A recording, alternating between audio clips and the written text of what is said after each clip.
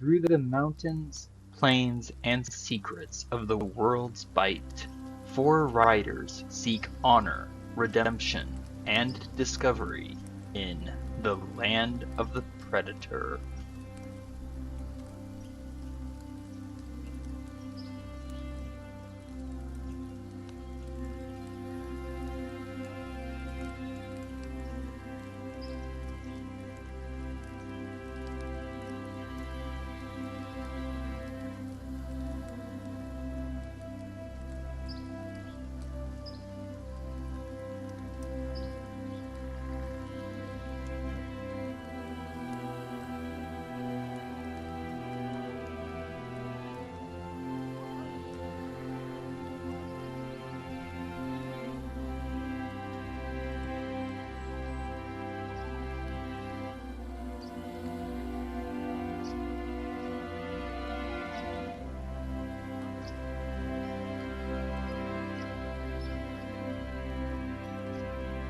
In the shifting sands of the desert, Crusovian war tribes fight an unending war centered on four hidden holy sites.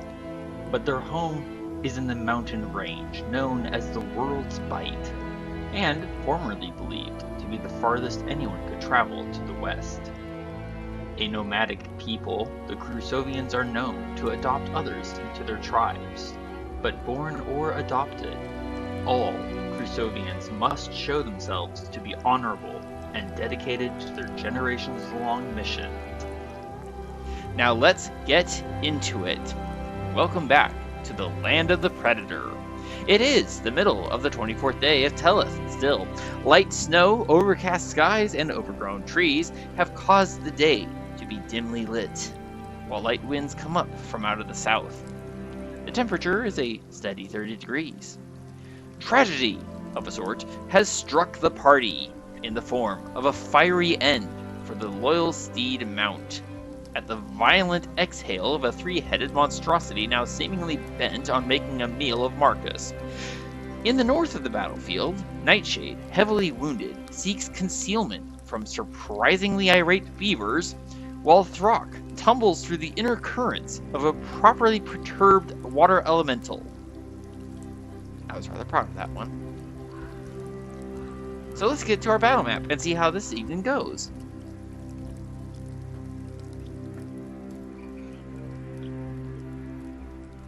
As everything goes very slowly all of a sudden.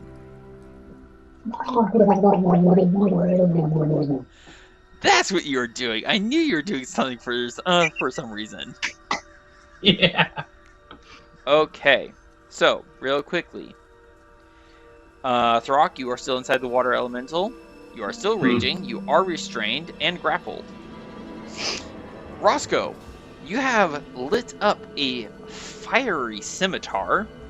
The action of doing so, accidentally drawing the visual attention of one of these three-headed monstrosities, which flew up quite unexpectedly, and you, in a very reasonable panic, you did a very brilliant, emphatic on the brilliant part, action, and cast lightning bolt and electrocuted various foes. The water elemental and Crow and yourself all caused damage to the Chimera, so we rolled, and the Chimera decided to punish the water elemental first. Whether or not he's going to come after you next, well, we'll find out. Maybe. We'll see. Nightshade is currently at 1 hit point and hidden with a stealth check of 14. Tanner and Longstep are surging their way through the water in the deep pond caused by the Beaver's Dam. Tanner currently has his lance in hand, but not his shield. Down in the southern part of the map, Mordai, you are still on Ghost.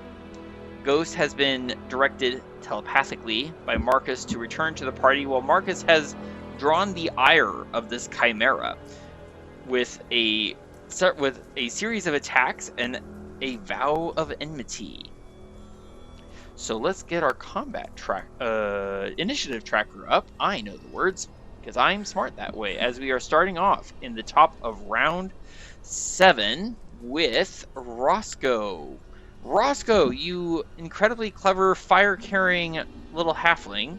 Your brother is not quite drowning, but getting there eventually. What would you like to do, sir? I'm gonna see if I can try just to pull him out. All right. Let me check and see what you'll need to do in order to assist him with that. Okay. I need you, sir, to give me a straight strength check, not athletics.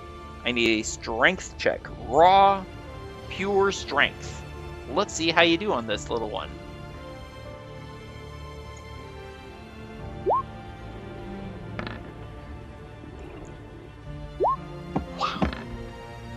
Well, that is a 19, and that beats the DC by about 5. I've been eating my wheat thins. You plunge your tiny little hand in. You're a small creature. Throck's really big. You grab hold of him by his little toe and yank him bodily out of the entire water elemental by his toe. Throck, you land prone on the ground. Oop, wrong button. This button. That button. Yay, this button. You land prone on the ground, right next to the water elemental. Your little toe is in incredible pain, having just borne the full weight of your body. But, on the other hand, you're not drowning anymore. So, anyway.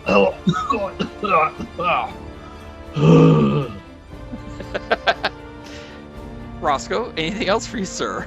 For example, movement, if you dare. Yes, I'd like to disengage from the water creature. You cannot disengage. You used your action to pull your brother out of the water elemental. Nuts. I'll say, hey, look over there, and then quietly sneak away. All right. Let's see how this goes for you, sir. As No. I'm not. Okay. Fair enough. Wasn't go. Fair enough. So anything else, Roscoe? Yeah. I'll just simply say, hey, brother, how are you doing? Oh, you know, the usual. Alright. In which case, we'll move to Nightshade, who is, very quiet up there with his 1 hit point. Says very sensibly, shh, I'm not here. I'm sleeping. He is actually going to take another step back. Okay. Just kind of like really low, belly to the ground. Scoot. I'm not here. Would Nightshade like to use his action to attempt another stealth check, or no?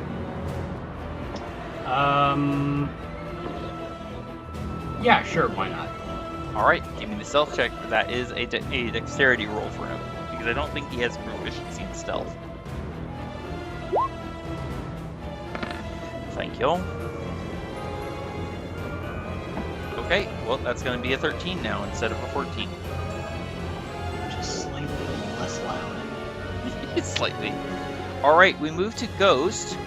And I would say that Ghost would be sensible enough, because Ghost is not an actual animal, to disengage before Ghost runs.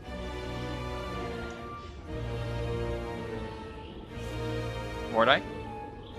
Marcus, I mean? Are you muted? Sorry. You are muted. Yes. I'm gonna start giving you disadvantage for that. I'm just kidding. Maybe. So I'm a little confused if I'm controlling him or if you're controlling him. You are controlling him. Oh, cool. Yeah. I was pointing out that that in my opinion, I think Ghost is smart enough to be like, I should disengage before I just run away. That makes sense. Go disengage. Yeah.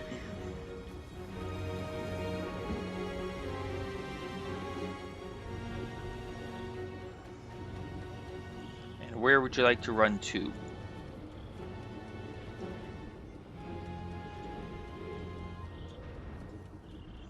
I'm gonna run this way. This way.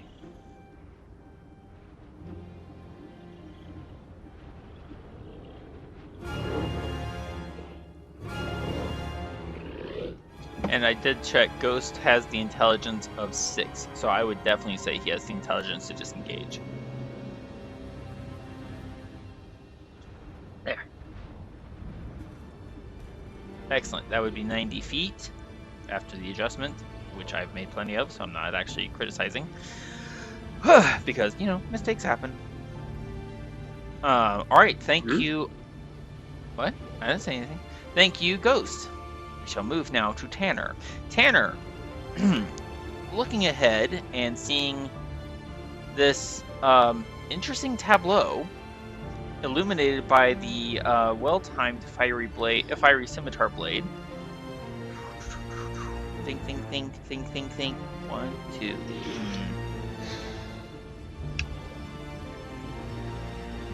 That would be helpful. I need something that will give me visual aid. Circle and linger, and let's do no snap. No snap. No. Oh, ooh, no, that would be bad. Because that could hit Roscoe. No, Roscoe's small enough that I think I could manage that.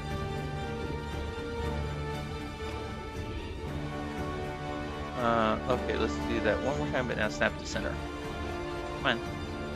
Snap, center, thank you. Very pleasant to work with you.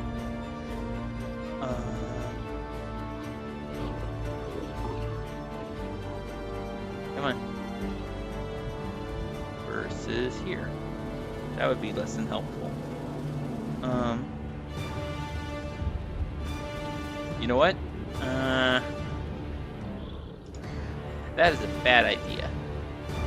Kind of want to do it. I won't though. Mostly because I have very little magic and only one ranged weapon left. Long Step is going to take the dash action. Getting up onto there is 5 feet. Let's move up a little bit. I do think I would recognize the water elemental as the greater threat. Mostly because of that whole, you know, drowning thing. So I'm going to ride up to here. 5, 10. Yep, that is within my range. An enemy of my target is on the other side, so flanking. Advantage. I lance at the water elemental.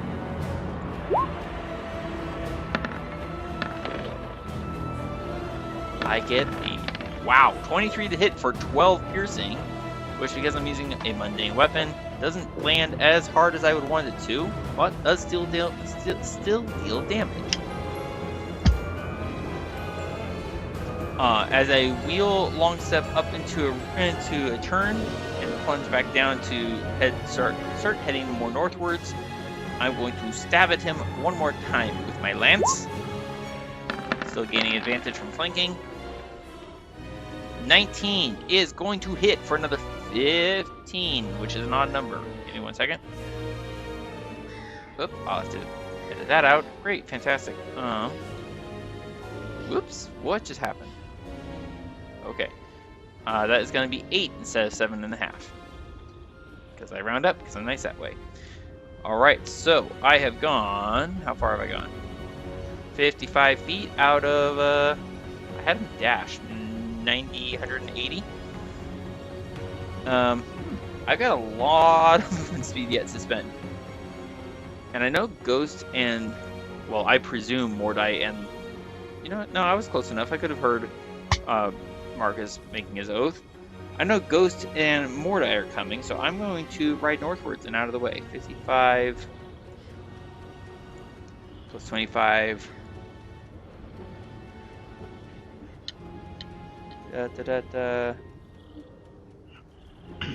So right, come on. Here is my first, is Longstep's first 90. And now, 3, remembering how much that fire breath hurt Mount, I'm gonna ride on up over to here, where I spin long step back around, preparing for my next turn and another charge. Krim down here is gaining pack tactics, whatever that clanking noise was. Please don't do that again. Okay, because that hurt. He is going to stab with his mighty, intimidating bird beak. Well, it gets a dirty 20 to hit for 7.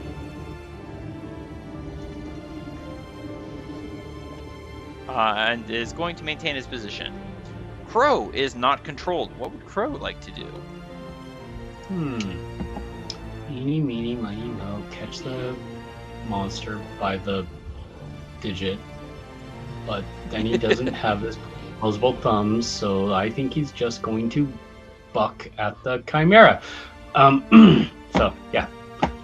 Excellent. He goes for the kick. Can he hit with the kick? And alley-oop.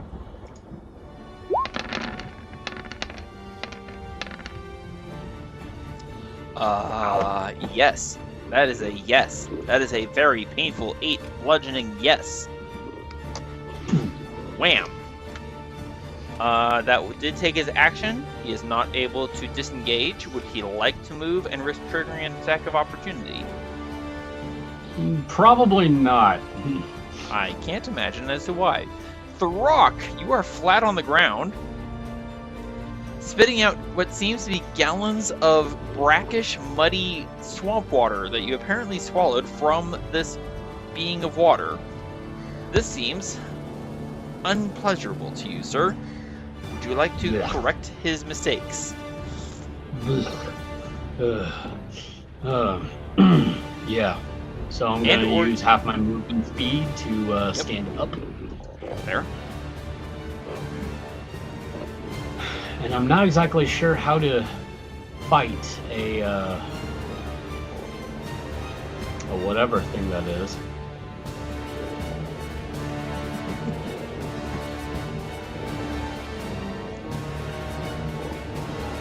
But he is actually going to pull out a flask.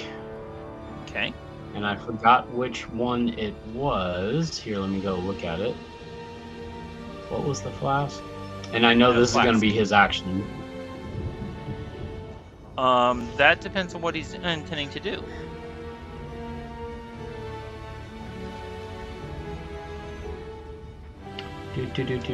Where is it? Oh, Alchemist Fire. That's what he wanted to use. So, with Alchemist Fire, it is an improvised ranged attack. Improvised ranged weapon. So, while you're within 5 feet of a foe, you have automatic disadvantage on any ranged weapon attack. I'm usually good with disadvantages. Usually, but there's also last game, just saying. For this, so it is a ranged attack, that means you will still retain extra attack. Just saying. Mm-hmm. So, if you want to use this, pardon me, I will need you to, since you are not automatically proficient with improvised weapons, I need your strength modifier and a d20. And let's see if you hit. And since you are still within 5 feet of this foe, I'll need you to roll it twice. We'll go to lower the 2 results. Okay. Oh, okay. Alright, go to my advanced dice roller. Thank you. Go 1d20 plus 3, because that's my strength modifier. Alright. Here is my first roll. If it'll ever roll. It's a 15. Okay. And the next one? And then here is my second roll.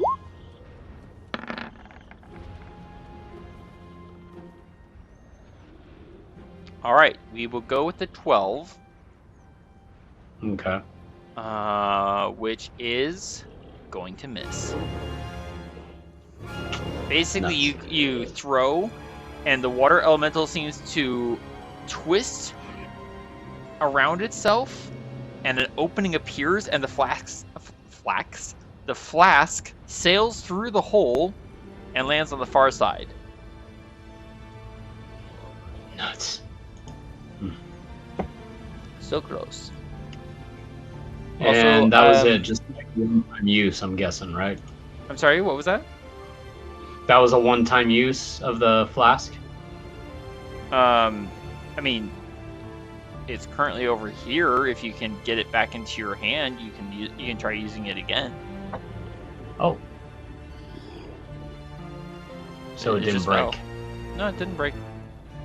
Oh, okay. As far as I'm aware of, so if it were a flask of oil, the flask of oil would break.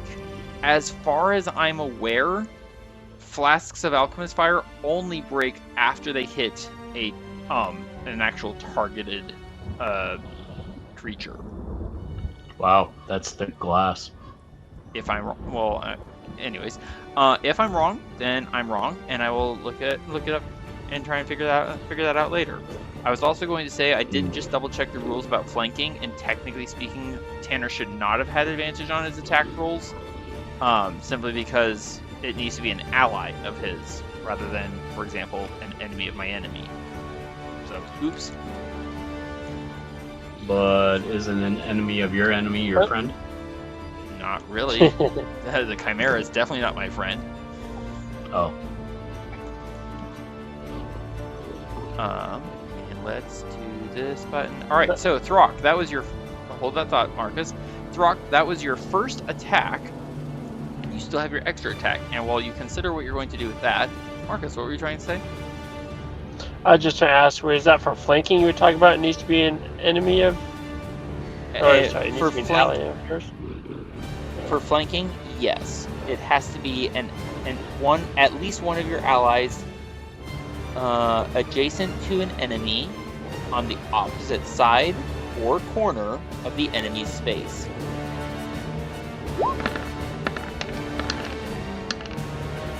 Oh. Sorry, I had that on disadvantage. You're It was stabbing. supposed to be normal. You're stabbing at the water. Okay. The water Well- creature that won't die. Excellent. We'll go with the normal result. Sorry, the normal result. The first result, which is our normal rule, 14 to hit, sir, is a solid hit. Yay. For 8 piercing, 2 rage. But unfortunately, it is still a very magical being, and you're still using a very mundane spear. So that's going to translate into massive calculations, carry the quotient, and teasing. That's going to translate to this amount of damage. Wham! You hit him. Anything else for you, Throck? How much did I take away? Like 5 points? 4 points? Good question. 2? About 6. Okay. Anything else for you, Throck? Yeah. Oh, nuts. Oh, I'm nuts. You hit him once. That's good. Long step is controlled. Mordai, you are riding a horse that you have no control over. If you wanted to try and assert control, and if this were a normal horse, you would have to dismount and then remount in order to gain control. Why they made the rules that way, I don't know. But that's the rules. What would you like to do, Mordai? I'm just gonna shoot some little magical darts over here at the water creature. All right. How many darts? Sorry. How many charges are you expending from your wand of magic missile? I don't know why I always like saying that so dramatically, but I do. So I do it. Good for you. Thank you. I approve of my message.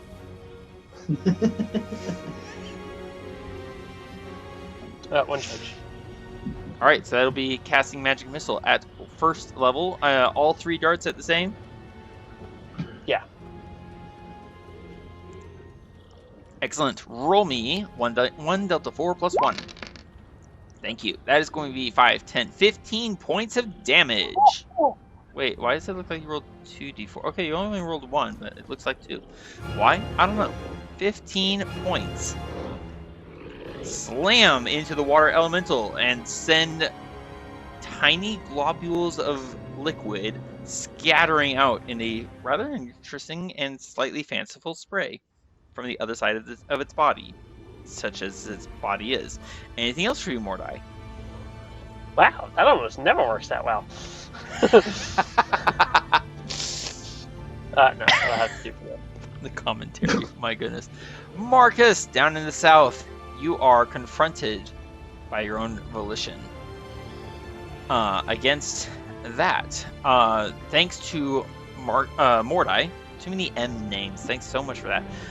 Marcus, thanks to Mordai, you have the light cantrip active on you, which enables you to see rather clearly as these 3 massive maws, one of them spilling sulfurous liquid fire from its fangs. Thank you for Channel Divinity and Vow of Enmity. You may proceed with your turn, sir. You already used your bonus action to activate this, so you have your attack, your extra attack, and your bonus action. Yeah. With a Rage of Fury, Pray I want to proceed. take off heads. Let's see if you succeed.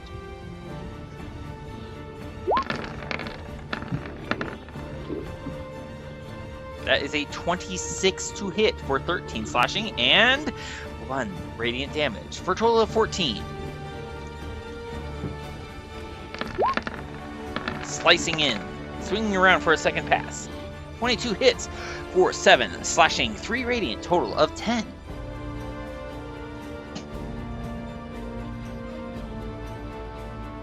Anything else you got? I swing in with the butt of my staff. The butt end of your polearm, of your glaive, comes crashing in at 22 to hit for 5 bludgeoning, 4 radiant, total of 9. That hurt. Anything else for you? I'm going to... I don't know if I want to fully walk away from him or not. I'm going to walk away here for now. And...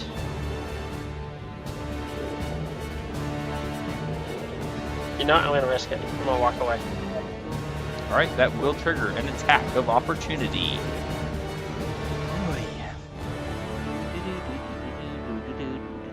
What do I want to do?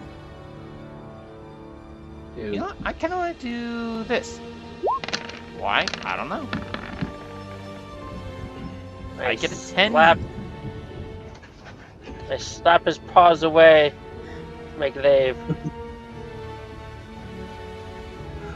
Swing the haft about to protect yourself and your flank from those massive claws.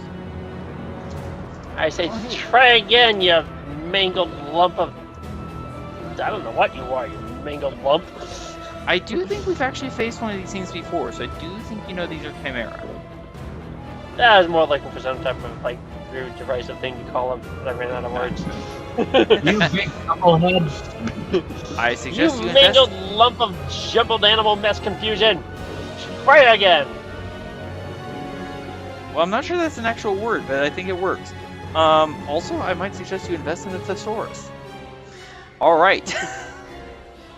Speaking of trying again, the thing bounds into the air, leaping forward upon you. Which will trigger an attack of opportunity from you if you so wish. Well. No, hold on. That did not work right. What did not work right? What did not work right? My brain. Or yours, one or the other. Okay, that was weird. Sorry. Something on the character sheet. Okay. Gesundheit. Well, Vow of Enmity just bad. saved you from a natural 1. A 10, however, is a clean miss. Yeah, sad. Alright. Marcus. I'm going to have the Chimera attempt to shove you. Please give me your choice, an acrobatics or athletics check.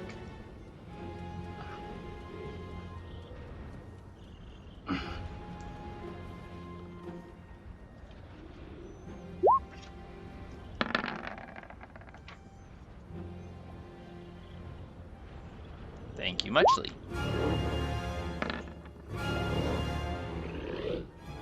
Well, that definitely fails.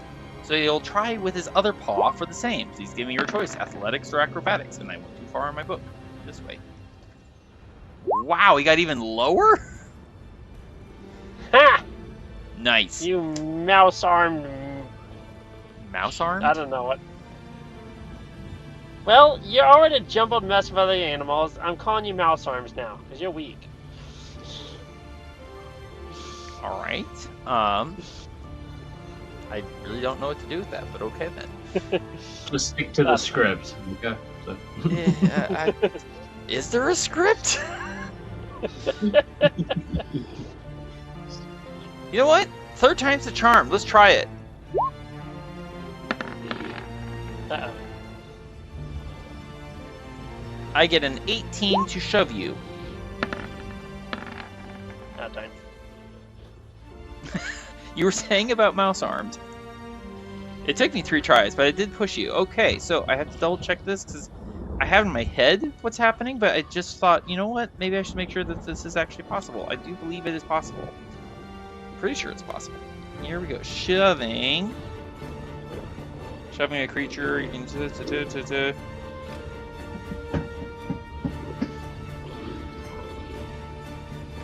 Yep, yeah, okay. Okay. Marcus, as it comes bounding down on you and you try to slash it, and one of its paws comes crashing down at you. You slip to the side. Its other paw comes at you. You dodge backward, and then its third, because it has 4 legs, its third paw slams you in the center of your chest, and you are knocked prone at its feet, sir. You take no damage from this, but you are now prone. Okay? And it is... yeah, it's going to stay there right there. So we'll move now to the other Chimera. Roscoe, roll for me, sir. Actually, you know what? Don't roll for me. Because I just looked at the map, and I saw everyone's positions. And this looks like an excellent opportunity for this, and then...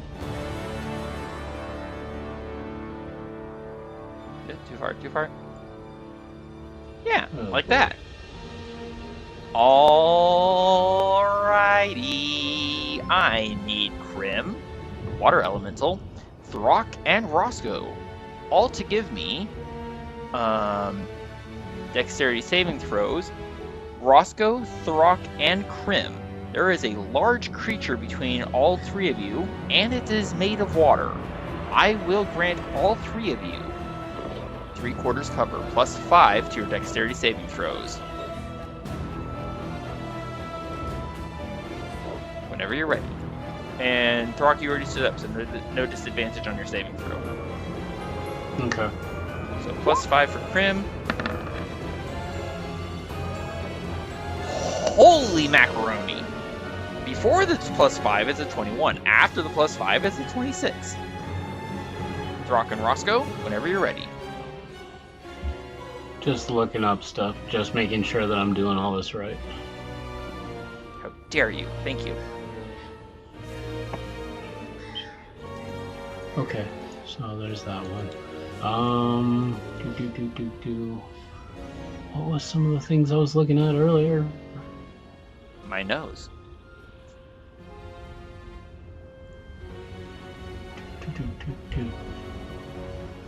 Brave, you have advantage on saving throws against being frightened. Oh, being frightened, not being blown to fire.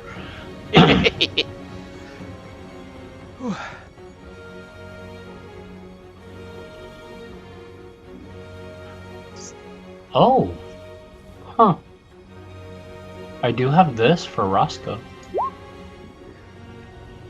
Well, first you have to roll the attack roll, ability check, or saving throw. So, let's see. I need to make a Constitution saving throw or Dexterity, you said? Dexterity saving throw, so please also remember that I added the 3/4 cover to your character sheet. Yeah. I've got that one clicked on for not Marcus, but Roscoe? Roscoe. Yeah, there's global save modifier. There we go. Here we go for Roscoe. Thank you. That's a dirty 20. Wow. So please remember to That's uncheck cool. that. Indeed. Please remember to uncheck that, and then do the same for Throck. Dexterity saving throw. And then Throck, he only has half cover, right? No, I said 3/4 cover. For all three of you. Oh. Oh, See, I'm thank you. sometimes nice. Sometimes. Sort of. A little. Always nice. Alright, that is a Ooh. 19. All three of you are going to succeed. Which means you're all going to take Yay. half damage. Half of. Ooh. 26. Dang. Which means you're each going to take 21 points of fire damage. Oh, right, the water elemental, I forgot. Water elemental does not get +5. He takes it full in the face. Oh, and he fails. Oh, how do I put this? The reason none of you are protected by the effects of fire breath from this, by this body of water is because part of what hits you is vicious steam. Ouch. Because that blew the water elemental away.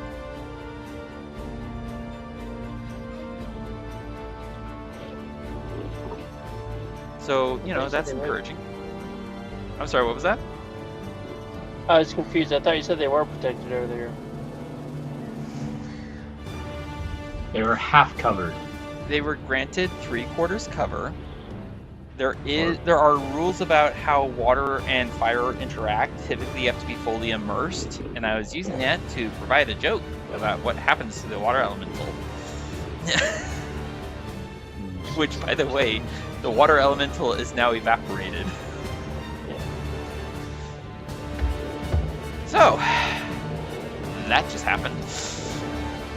This fellow is still drowning. I had no words. The beavers are quite happily taking cover inside their domicile of logs and mud and water, feeling fairly confident. The otters are happily cavorting about. Right, top of the round, round 8, Roscoe. Well, oh, Roscoe, you're concentrating. I need a Constitution saving throw from you, sir. Oh. Okay. And I'm Constitution looking for 11 or higher. Yeah, right. Hey, if you roll in that Yep, one, you'll get lucky. You did not roll in that one, so you lose concentration and fire blade goes away. Yep, I figured. Sorry. Oh well. Hey, you know what? It worked while you had it. It did. And since I have no enemies near me, I'm just gonna take off over here. Run away! But then I also find out that's as much as I can run away, and I end up saying, wait a second, I recognize that spell. It's Nightshade. Oh, buddy. It's not Spell. doing too well. I thought you said spell. I was like, you recognize that No. spell? No. I smell That makes much panther more s- in That blood. makes much more sense, Ooh. thank you. Not good. By the way, Hey, you know what? Oh, go ahead. What? I was just going to comment, if Nightshade had not rolled lower on his stealth check, you would not have been able to find him. Ah. So it's a good thing that he rolled so low. Yeah, it is. It's kind of funny how things work out that well. So, Right? I pull out my owl feather, and I'm going to cast Whistler's Charm. Just a second level spell. Nice. Alright, All right, roll so the need healing. 10 plus modifier. So that's gonna be what? A 3? 3d10 plus 3. Here, 10. 1, 2, 3. Plus 3. Because my wisdom modifier, I believe, is 3. Yes. Yes, it is. Okay, right there. And rolling, so my buddy can heal. 14. I think that's as much as he needs. That's actually a little bit more than what he needs. So he only goes up to a total of 13. So he's now fully healthy. Nice. Very nice indeed. That was your movement, your action. Anything else for you, Roscoe? Well, I wish I could mount him, but that was all I could do for movement. It's 25 feet. Precisely. Nightshade purrs. Now no longer ravaged and savaged by beavers. Although I think I will go with you this time and catch more beavers or otter or something. Or something. Anything else for Nightshade? Well, Nightshade is going to stay there because he definitely wants to have a backup for when he is attacking the beavers. That makes sense. Ghost is controlled by himself. Ghost, what are you going to do?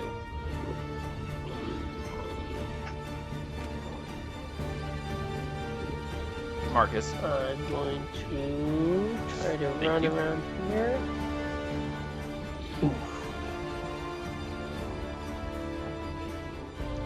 Why did this not... Okay, something happened there. Alright, I don't know what happened, but I'm going to grab Ghost for a second. Before you do anything else. Because... unfortunately, Ghost, you just stepped into something. And... Roscoe, would you please roll for me, sir? 1d4 plus 1. Oh, 1. Whoops, wrong direction. 1. Oh, shit. D4. Wrong thing. Wrong thing.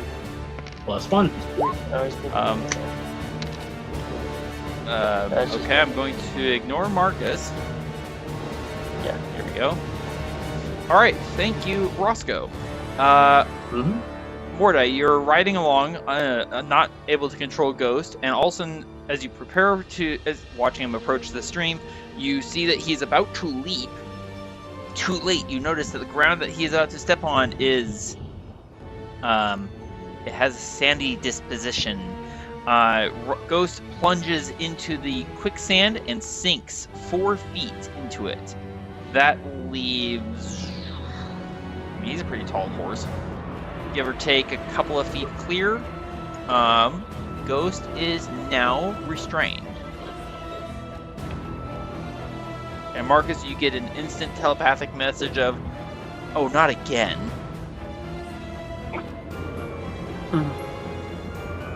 There, restrained. Alright. Your Ghost is not completely submerged, so Ghost can still use his action and attempt to give me a strength check to try and break free. This will be at normal. You can do it now? Yes, because he has not used his action yet.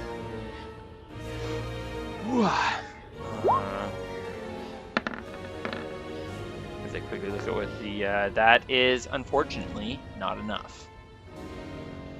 So Ghost is restrained and has sunk 4 feet down. So let me make a quick note to that effect.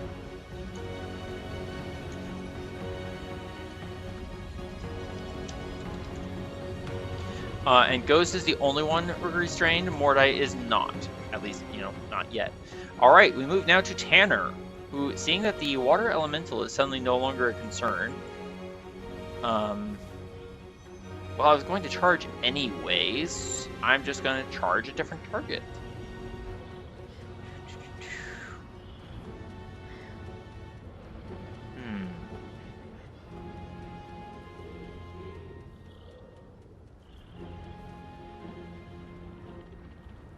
But I'm going to do so from a different direction than what first appeared.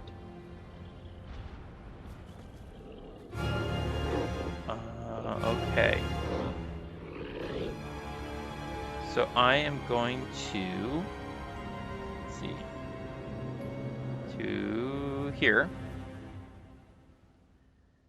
And I am going to, with no advantage, you know what? I'm going to go for it anyways. No advantage, because no flanking. Normal. I'm going to lance this at this fellow.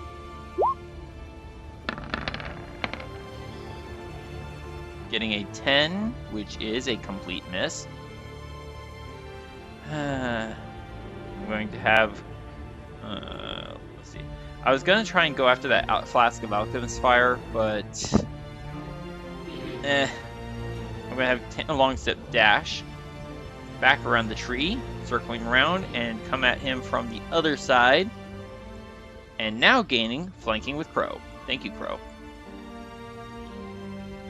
Now I stab at him again with my lance. Oh, please hit. Yeah, 23 will hit. For 16 piercing damage.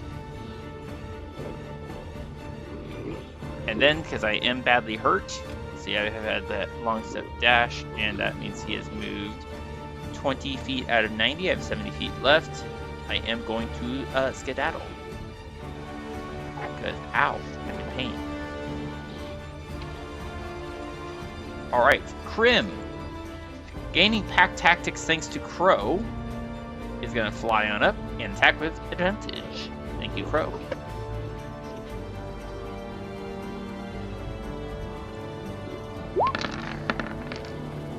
And 24 hits for 8 damage. My goodness.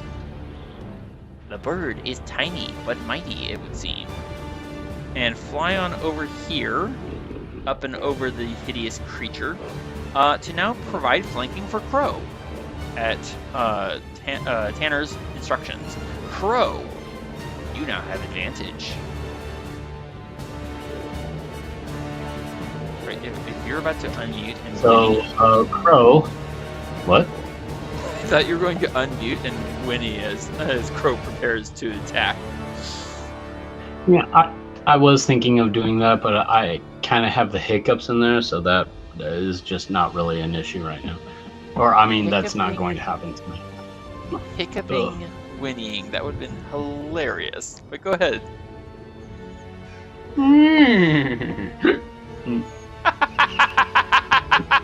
Throck can have a point of inspiration. Alright.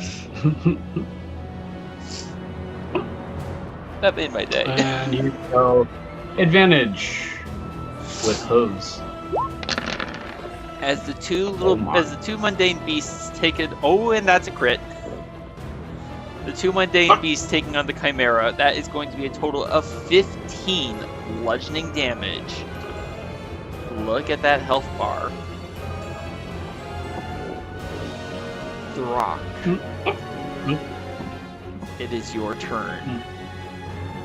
Would you like to reckless attack, sir? Reckless attack. You'll also have to get up close. And reckless attack is with advantage. Correct. And if you hit, you still have rage.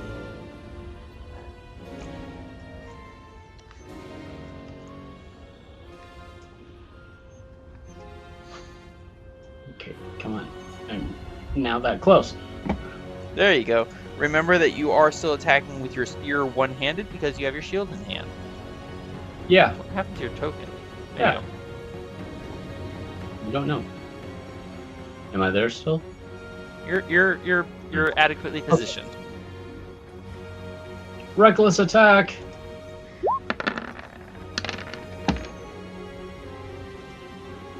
Is your shield equipped? Yeah. Oh, Oh, actually, no, it's not. No. My shield is not equipped. no, it is equipped. It's just that your shield was damaged earlier by those weird metal hunting insects. Oh, that's right. 16 is a solid hit for 9 piercing and 2 rage. A total of 11 damage. Throck, how would you like to kill this creature. I skewer all 3 of its heads with my spear. Nice. Anything else for you, Throck? Yes, I'm going to leave the spear there, find an axe and chop it off, and then have that for dinner later tonight. Going to chop the spear off? The axe off? What do you mean? No. Chop the heads off the neck. So then that way, the spear is already skewered them like a kebab, and I'm going to be cooking them later tonight. Fair enough. All right. Then, yes, you proceed to begin roughly butchering this thing. Although, the thought does occur to you, Throck. We came here to hunt, and this lion-headed creature looks like it might make for an excellent throw rug. Sazu.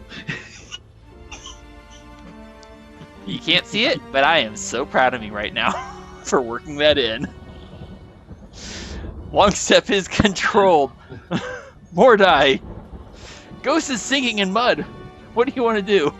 The dreaded quicksand strikes again. I believe from... Okay, hold on. Too many things are happening at once. Mordai, go with what you were saying. I believe from earlier in this kind of fight, the rope is still tied to Ghost's saddle. Mm-hmm. So I was thinking, I kind of want to have Mordai grab that rope, jump off, come over here to the log. All good. May I make a suggestion to you, sir? Sure. You also have the Staff of Levitation.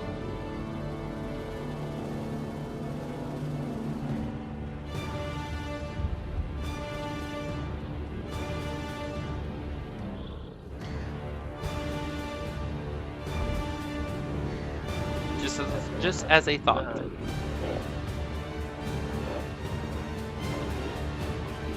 Actually, having mentioned it, I have a question in my mind. Let me look this up. A target that weighs up to 500 pounds. I am not an expert on horses, but I am willing to bet that a war horse would weigh more than 500 pounds. So,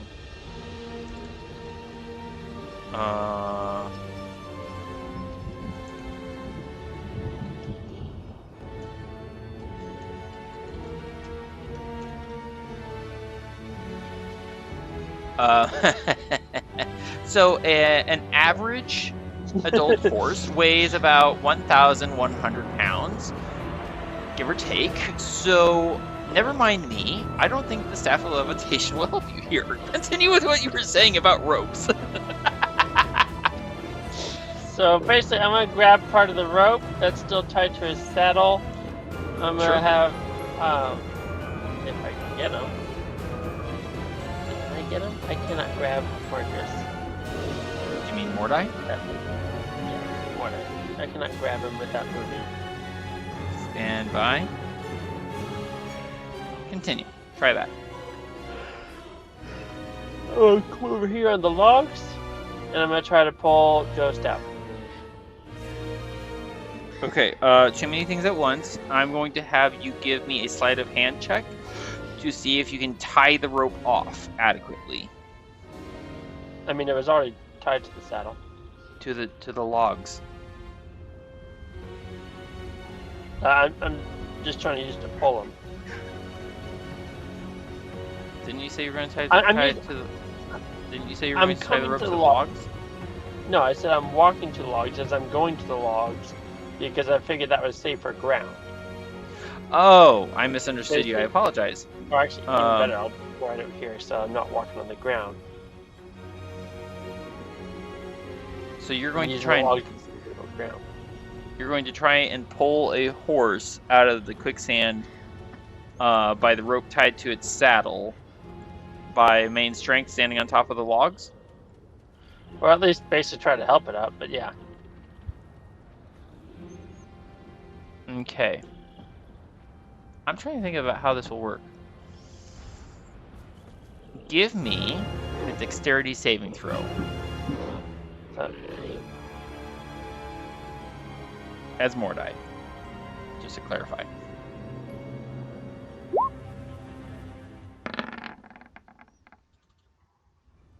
Okay. You do not slip on these haphazardly piled and almost eternally soaked logs, so that's good. You managed to find yourself a nice anchoring point. Whew, excuse me. You're going to attempt what I will do. So this is entering into some weird interactions with rules about how quicksand works. So, on Ghost's turn, you will have effectively given him the help action to try and break free of the sand. However, he's going to start sinking at the start of his next turn. So if he sinks... What is Mordai's strength modifier? -1. Okay. Ghost is going to sink. Depending on how far he sinks, that's going to determine whether or not the help action works, and may or may not determine whether or not Mordai is pulled after him. Okay? I like what you're doing. I like where your head's at, but I'm also trying to figure out how this works with the whole quicksand thing. So excellent plan. Let's see if it works on Ghost's turn. Marcus, you are currently flattened. As I scroll way down, here we are. You are flat on your back, prone. Any melee attack, actually I think it's any attack roll you make while prone, is at disadvantage. Alternatively, you can get up and try and get away. What would you like to do, Marcus? As I almost called you Mordai. I'm going to start by standing up. And then I'm going to try and chop some creature heads off. Alright, let's start swinging. Let's see your swings. I'm not the one swinging.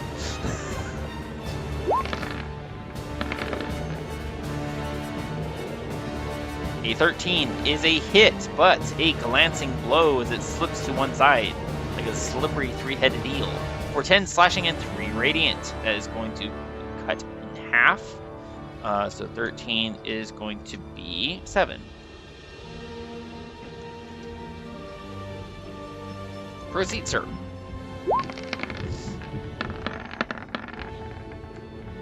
Uh, 25 is not a glancing blow. That is a very solid hit for 8 slashing and 4 radiant. That is a total of 12 damage. That is not enough! You shall burn as a victim of my fury! Or something to that effect. Nicely. Ah. Ooh. Oh. Maximum on 1 dice. Minimum on the other. Ow. For a total of 9 radiant damage. That's weird. I've never seen Roll20 put out that color before. Because he rolled max on one and minimum on the other. I've never seen that. That is awesome. Go for your final attack, sir, with your bonus action, if you so wish. Yeah.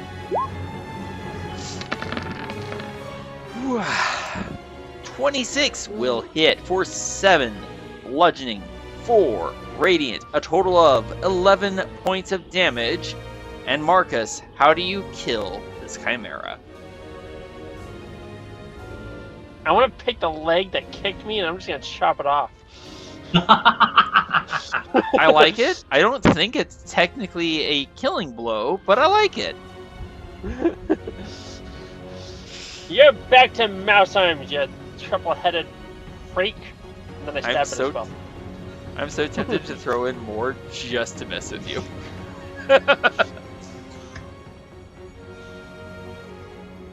Anything else for you, Marcus?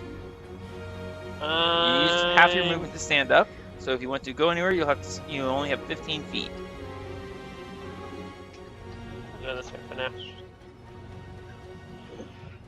I hear whispering in the background. If you're not wishing us to hear you, please mute.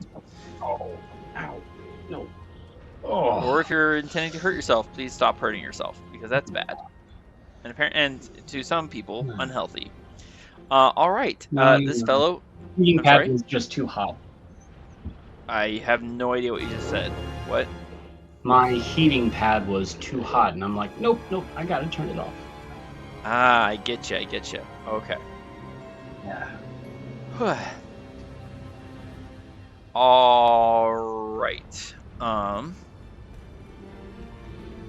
As I briefly forget how to press buttons and do numbers.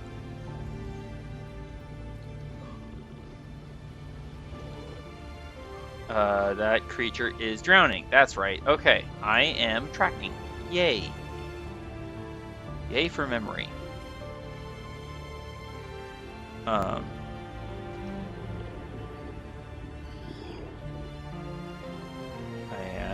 why is this not working?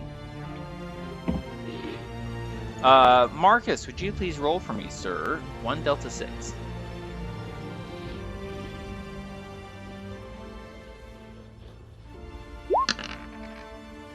Many thanks. Thank you very much. All right, where is my... Sorry? I said, what was that? I don't know. What was that? What do you mean? What was what? 76. What was the D6? I don't know. Yeah. Okay. All right. Sorry, my buttons finally decided to start working. Yay. Okay. Excuse me. The beavers. That's where I'm at. The beavers are in their little home, thinking themselves now quite safe. The otters, also thinking themselves quite safe because they are simple animals, of course, are cavorting about in the water, splishing, splashing, possibly eating a fish or two. Roscoe, it is now your turn, sir. Alright, so here is going to be a bit of a doozy. We're starting off round 9. Sorry, everyone. Go ahead. So I mount on to Nightshade. Yeah. And then I take Nightshade around the corner because I'm hearing some commotion going on. And as I get closer, about here is when I can see, there's problems going on. Oh no, that's not good. So I'm actually going to move just one more square further. And since now Ghost is in range, I cast Water Walk. So now he is no longer drowning in quicksand. And sorry, go ahead. And not only that, but Nightshade is also in, casted in Water Walk, so that we can now run across the pond and get those otters. Unless they go underwater, in which case you're kind of stuck. Well, I haven't cast it on myself. Oh, wait. I'm sorry. Wait, I didn't mean to push it into the conversation a second time. Okay, gotcha. Who all are you targeting with this? Because it is up to 10 willing creatures that you can see within 30 feet of you. So I'm going to zoom out a little bit on my screen, and I'm going to put a circle on you for 30 feet. Stand by. It's going to be Nightshade, Ghost, and apparently Mordai. Alright, so you're only going to affect 3 creatures with this? Yep. So that will be Nightshade. What am I going to use for Water Walk? Let's do this. As a result of this, that means that on his turn, Ghost is going to simply float up about 60 feet per round. So basically, he'll be standing on top of the quicksand by the end of this. By the end of his turn. And Mordai, you're standing on top of the logs, hauling on the rope, trying to lever and give Ghost some sort of aid. And next thing you know, the rope goes suddenly slack as Ghost starts to float upwards. Don't worry, I'm not going to impose any sort of dex save on you to recover your balance, because I'm just so proud of Roscoe for thinking of that spell. Roscoe, anything else for you, sir? Let's see. I moved about 65 feet. I'm pretty sure I moved about 65 feet. If you click on on Nightshade and hit X, then you will see the trail that he took. Oh, excuse me. Yeah, right. Only 5 feet. Great. But I'm pretty sure from here to there to about here. Yeah, that was only 65 feet. So therefore he has a little bit more movement speed. So he would have had to dash to get there. Yeah, he would have had to dash. He's going to take the rest of his dash. 35 feet left. And he's just going to stay at the edge of the water. Because he's going to do something else. Okay. He's not going to cast lightning bolts on the otters, is he? You never know. Alright, Nightshade is controlled. Ghost rises up to the surface of the quicksand and is no longer restrained. That token. Ta-da! It is off. All right, Ghost. What do you want to do now that you float? Now that you apparently walk on water again. I shake off the mud in shock and relief, and I guess I'll wait here for what I come out. All right. In which case, we now move to Tanner, who, seeing that, at least in terms of hostile creatures, we seem to be mostly relieved, other than the otters. So, oh, hey, you know what? Hold on. This and this. Oh, I still have a few spell slots left. I'll spend the spell slot. And I am now concentrating. No, Tanner, not his horse. Oh, goodness.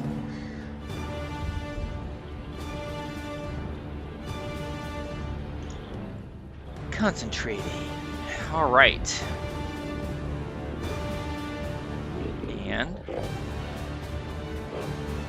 being mindful of quicksand, given all the floating and sinking that's been going on lately, I'm going to have long step dash. I don't have water walk on long step.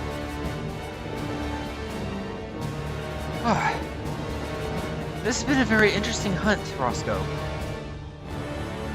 I'm not sure I'm fond of it. And oh, I'm out of javelins. Well, that's sad.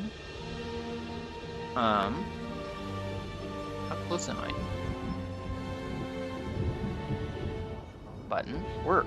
Do thing as programmed. Button.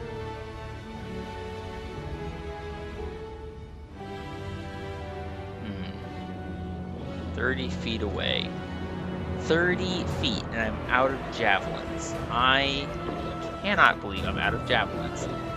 That is frustrating. Where is it? I take out my dagger and I throw it at... Wait, how far is that?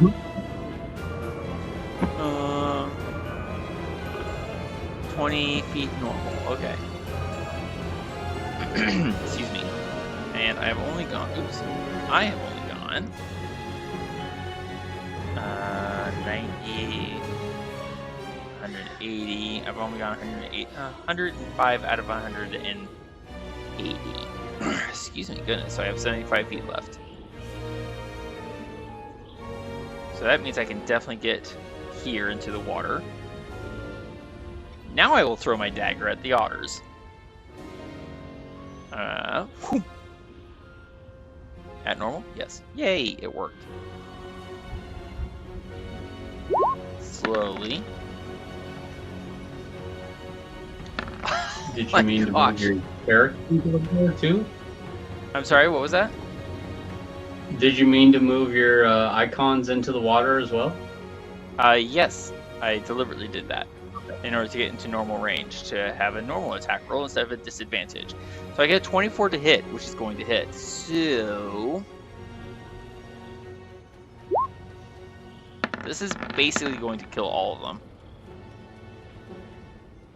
Even the one that just succeeded on his dex save. Oh wait, two that succeeded, because they're still going to take half damage.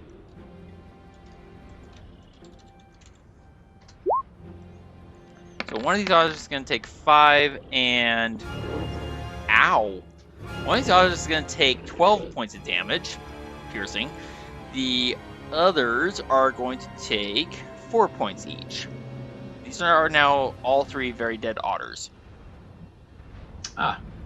Well, if they line the holes up right, I might make them into child's vests.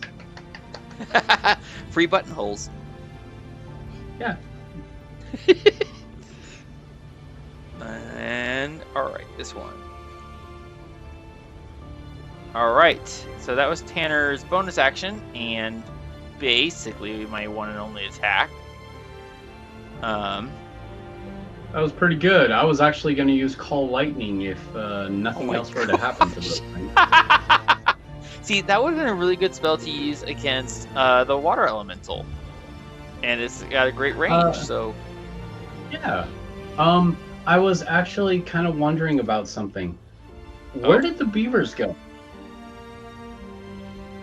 I am not certain. I wasn't present to see it, but I'm willing to bet somewhere in there. Since that's where they were kind of gathering. Darn. Because if I had known that, I could have also cast Walk Water or Water Walk on them. You can't see them while they're inside. I know, but if I knew... 15 spent to get into the water. 5, 10. No, that's too far. I get to here, and Tanner is going to pick up his dagger. Effectively. That would have been so cool. You see a beaver trying to dunk into the water, and he can't swim under. Great idea. I do like it. It's just, unfortunately, it doesn't work with the spell it's written. All right. And Krim, kind of giving a dismissive, like, flick of his wings at the creature that breathes fire at him, which I've realized only now he should have lost, like, 21 hit points. So, oops, I will take that away. Krim is slightly singed. All right. Crow is still uncontrolled. What would Crow like to do? There, I got words out. Are there any other creatures nearby? I don't think so, no. But we are still maintaining initiative order for a reason. Yes, yes. He's just gonna stay near Throck because I assume Throck wants to ride him. I assume so as well. Does Throck also want to reclaim, as we move to Throck's turn, his Flask of Alchemist Fire? Yes, he does. You reclaim your Flask of Alchemist Fire, which, honestly, me as Tanner, I'm kind of like, should I do that? And being like, I don't know if this is Flask. I don't, what are you talking about? Then I jump on Crow, and we get away from the little quicksand area. All right, and I do believe this is going to end rage for you, sir. It is. All right, please go ahead. Please go ahead and turn off your rage feature.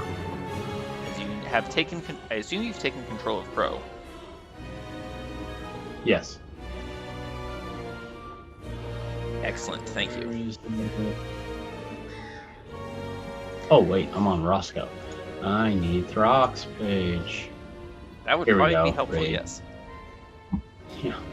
And I'm all out of rage. And I'm all out of bubblegum! Which I've never actually seen in that movie, but I've heard that line referenced before. Apparently it's the longest fight scene in movie history, but I don't know if that's still true or not. But once was true. There we go. Alright, Long Step is going to stay where he is. Go ahead and turn the token off on yourself, Throck.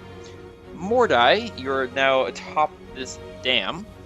And you would know that the beavers have gone inside it. What would you like to do? Do I get the sense that maybe if I tie off a log, I could have Ghost pull the dam apart? Unlikely. Yes, he is very strong, but this is many, many, many tree trunks, all piled and interlocked over who knows how many years settled into the mud. it will take more than a single effort of a single creature to pull it apart. And honestly, even pulling it may not be sufficient. On the other... Oh, wait, you know you had Water Walk cast on you. I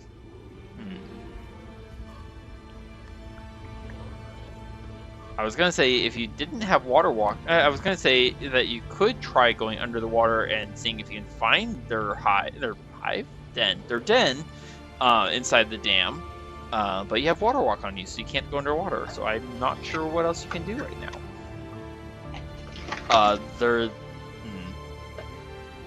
No, you could probably levitate one tree trunk off the top of the pile, but that's not going to take the dam apart. And one other point about that, Mordai, taking the dam apart would cause who knows what to happen down river, stream.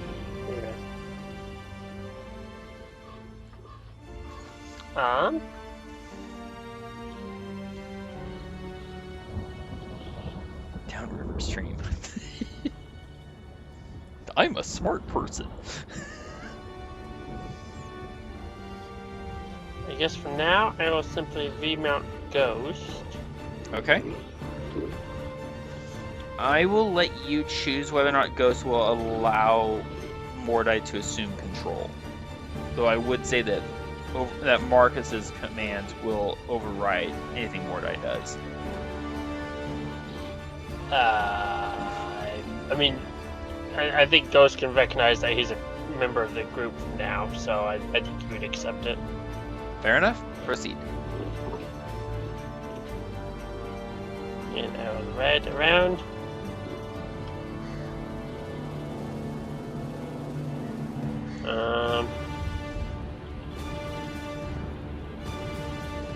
I think I'll just kind of come over here.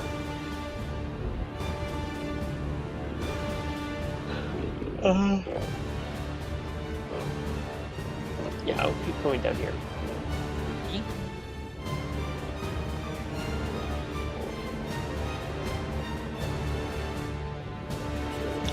Excellent. Continue. No, yeah. Alright. Marcus, what would you like to do? I'm going to go see if I can save Mount or not. Can you get to Mount? I can dash over here. I'm sorry, did you just say that with like a really British accent? No, not really. Okay. But it's a weird tone, but sure. I will have you please turn that lightning bolt off on yourself because Vow of Enmity has now been expended. That makes sense. Thank you.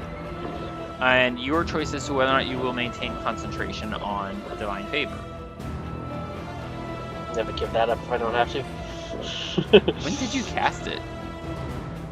Oh, I forget exactly when. You cast it in third round, round 3. That's about right. Alright, so you dashed to get to where you are. Thank you. This creature is still drowning. Please roll me 1d6.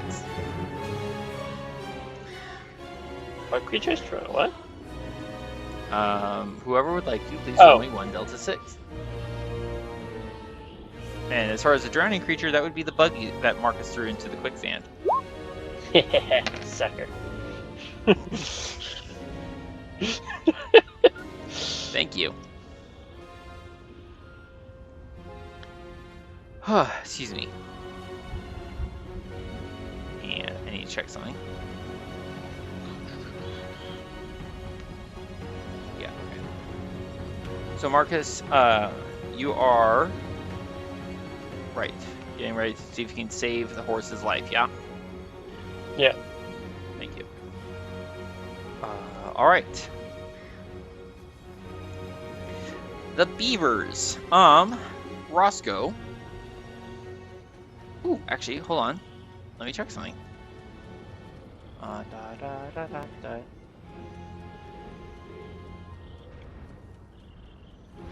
And let's see which one.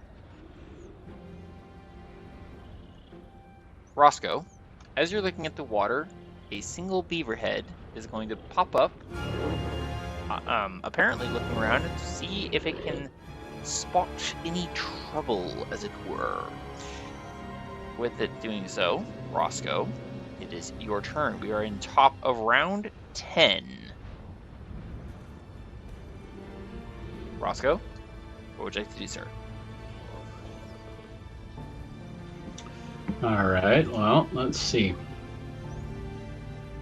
I see one of those guys there. I think I'm going to use a bonus action and command my flame blade to my hand. All right.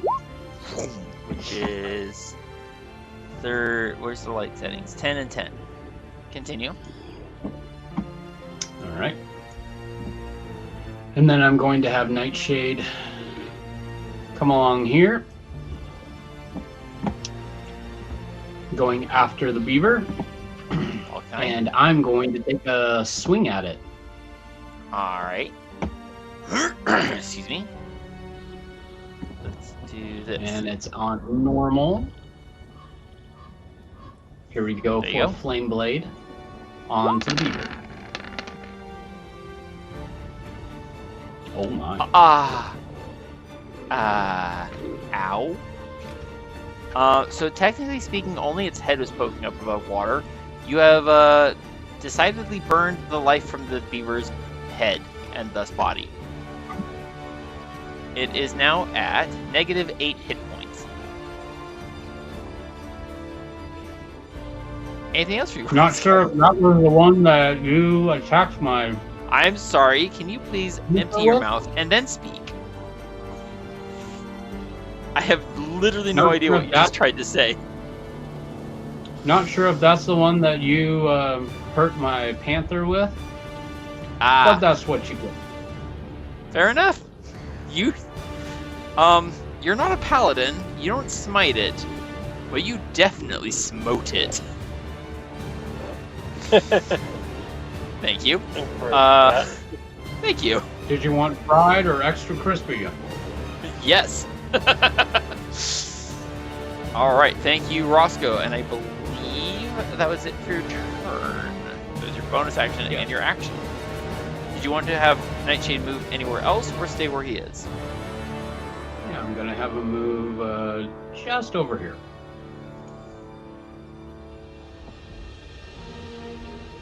All right. Thank you. Nightshade is controlled. That will end my turn. Excellent. Ghost is controlled. Tanner has reclaimed his dagger. Tanner is going to... Let's see. I have 30 feet of movement. I can swim to here. I'm going to bonus action cast another spell. Take 3 guesses as to what. Since it's the only combat spell I have. And I'm going to ready an action to throw at the when I see 2 or more beavers. And Prim will rejoin me here in a moment. So spell slot spent. There we go. And Prim is going to fly on up. Cool. One more. Crow is controlled. Throck, what would you like to do? Now that you're out of range. I'm going to ride over here. Dismount Over here. and be on top of the dam. Okay. You would see Tanner. Waiting to play whack-a-mole. This is gonna go great, especially when the spell goes off. Long Step is not controlled, but it's just going to stand there ankle deep in the muddy water and graze on the shore. Mordai, we move to you, controlling Ghost. Able to see Marcus down there, rushing to try and save Mount. Oh, and thank you for adding that text about Mount going down in round 3. Thank you. Sure, I I will keep keep riding that way.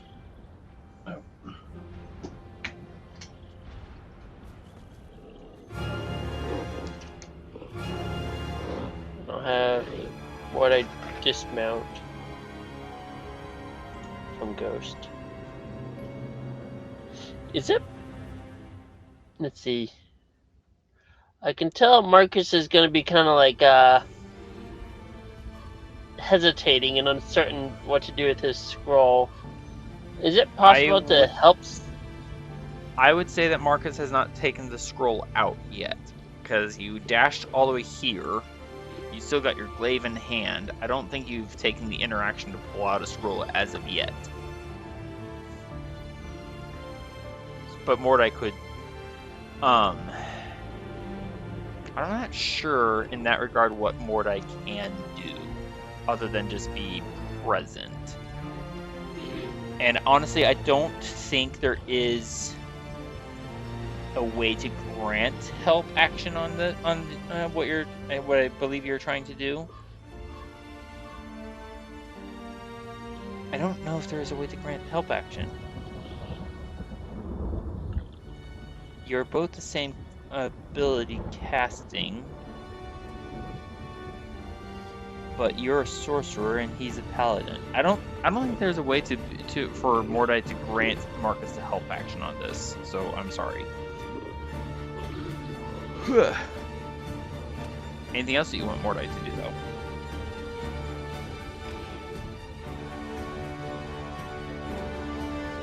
Are you there? Hello? Okay. Sorry, dead silent. I got nervous.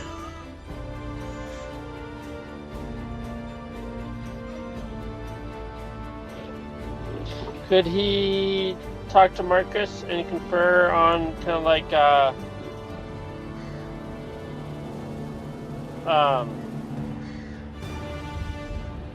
what other opportunities there might be to either revivify mount or to trade for, or to purchase other, not mount the name, but other mounts, the type of animal in the area?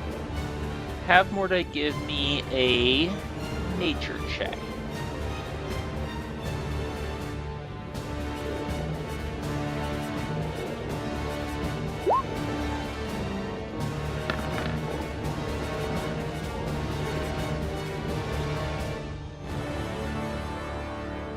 There's no way for Mordai, because Mordai's never been to these northern sections of the swamps before, for him to know whether or not there certainly are other horses, per se.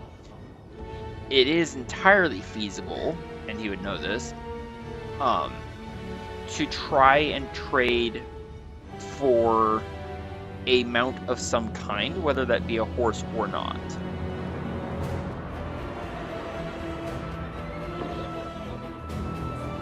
Wait, so what does he know? He does not know for certain if there are horses up in this region. But he does know that there is a possibility of trading for a mount of some kind, whether that be, for example, giant lizards or horses or something. The thing is that he does not know for certain if that is actually possible. If it literally just comes down to the wire, we could always have Roscoe ship-shaped into a horse.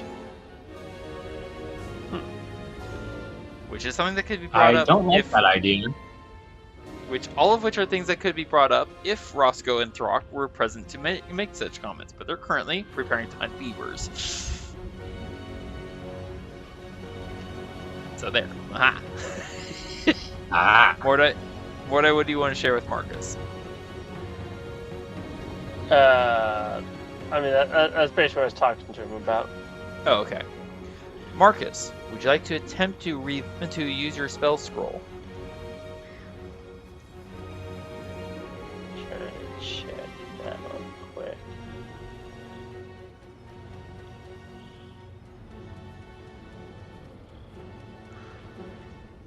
Is there any way? Can I take like an action and a turn to try and like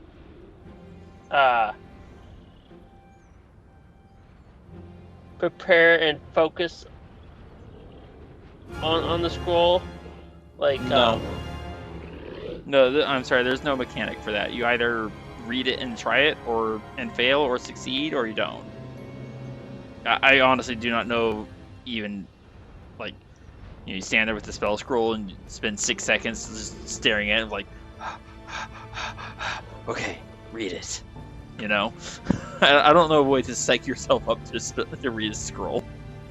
I love the idea, though. That's hilarious. Ow! Well, here's thumb in your eye, apparently. Not metaphorically. Oh. Okay, yeah, I'll try to use it. Alright. Please give me a charisma check.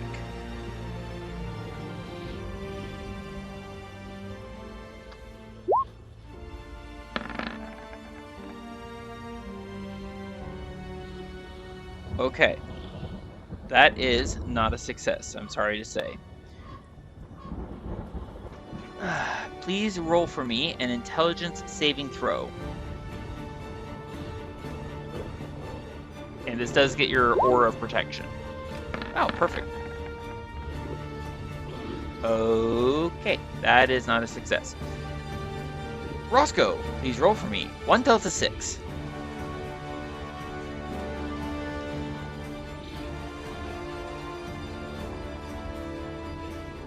Roscoe? Hello? Okay. He is still alive, just silent. Okay.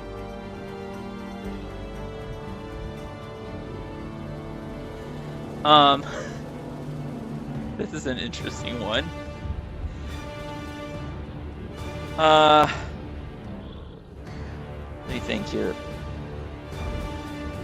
Mordai, as you're describing this and trying to communicate these things to Marcus, and Marcus is fumbling open the spell scroll, holding it out in his hands, trying to read from it, you watch as some of the torn patches of skin try to close on Marcus's body, though they don't seem to quite fully close, and instead start sprouting tiny little leaves, but as though made of flesh, as Marcus begins to suffer a minor but bizarre effect related to the spell that he tried to cast. Marcus, please roll me 1 Delta 10. Effectively, your body is trying to become revivified, even though it's not actually dead, and will continue to do so for the next 2 minutes. As this is happening, something is going to use its readied action to attack from hidden on Marcus. So it has advantage.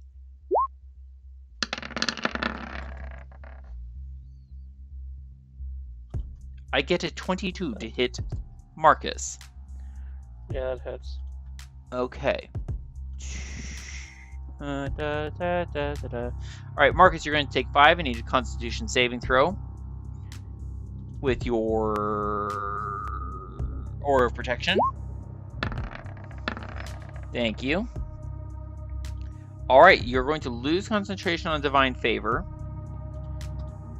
And he is now going to use his bonus action.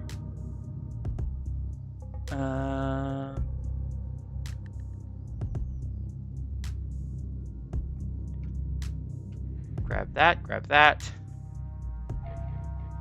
Let's see. Move back down. Hang on 1 second.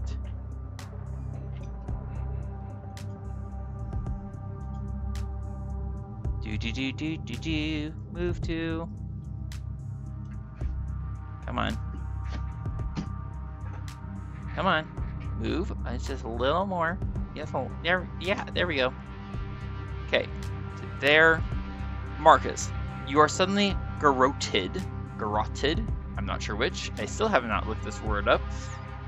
As a painfully thin humanoid slips out from behind the tree, slams the cord around your throat, grins wickedly at you, and you are yanked through shadows.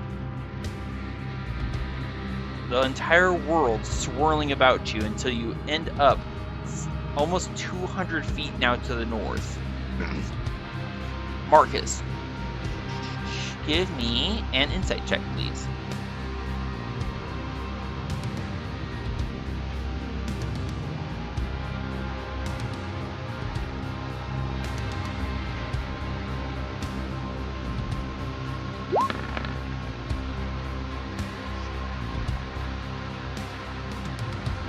You don't know what exactly, but you can definitely tell that some insidious darkness has just wormed its way into you, knitting itself to you. The creature above you grins down at you and whispers in Goblin, "Now we know where you are." Marcus, that was your action, and this creature's readied action. So that will be concluding your turn. This creature's drowning. And now this guy. I'm going to roll d6. Does he get that ability back? Yay or nay? No, he does not. Alright, so you are currently grappled. And now, at the start of its turn, I should have done this first, my bad. Marcus, you're going to take automatically 5. Wow, that's so low. You're going to take 5 points. I rolled 2 nat 1s.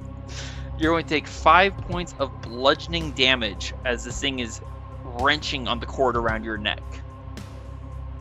And then down here in the south,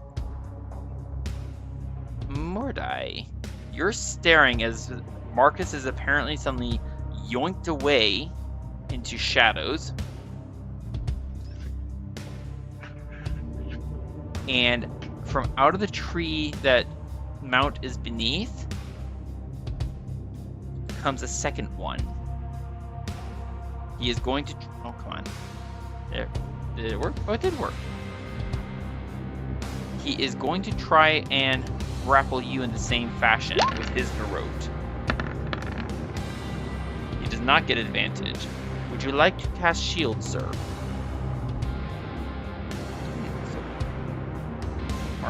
Mordai? Yeah. Okay. That would put your armor class at 22, which prevents you from getting hit and thus grappled and thus not choked. Nicely done. Very nicely done. In the meanwhile, up here in the pond, come on, there we go.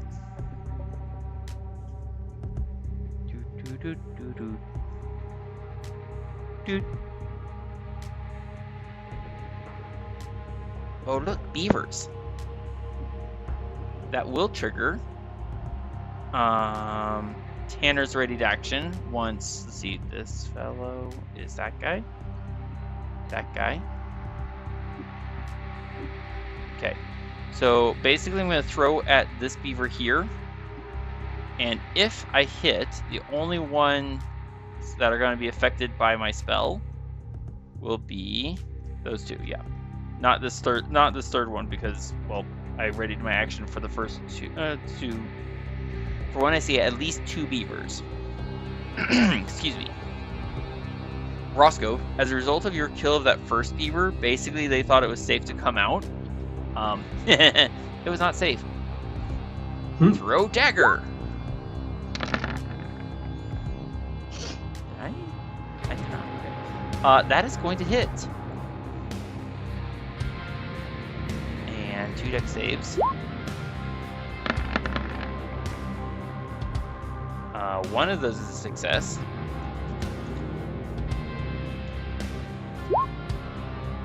I did spend my spell slot. Wow, that's so lame. So the first beaver is going to take 8 from the dagger, 2 from, wow, never mind. 8 from the dagger and 2 from the spell, so it's going to be a total of 10, and thus very dead. Smackarone. Indeed. The other is only going to take 1 point of damage from the spell. Alright. The beavers are very shocked. Roscoe, it is your turn.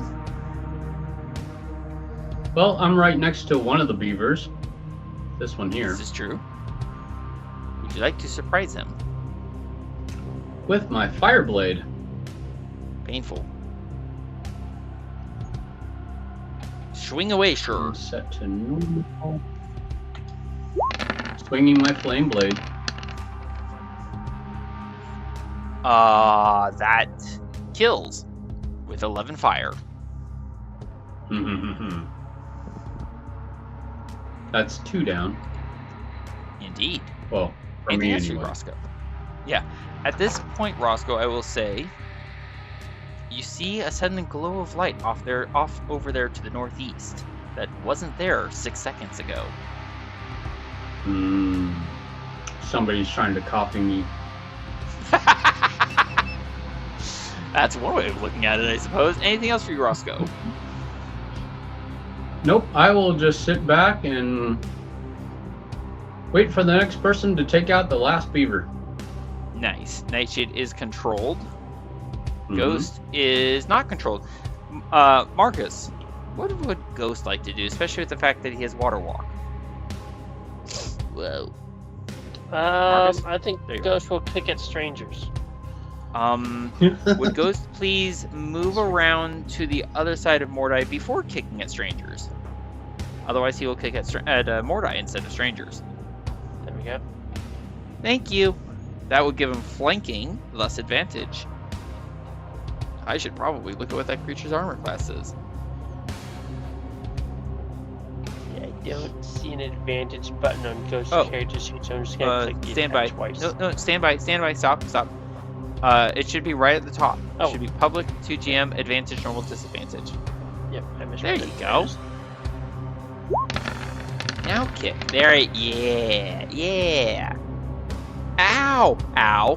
18 hits for 13 bludgeoning damage.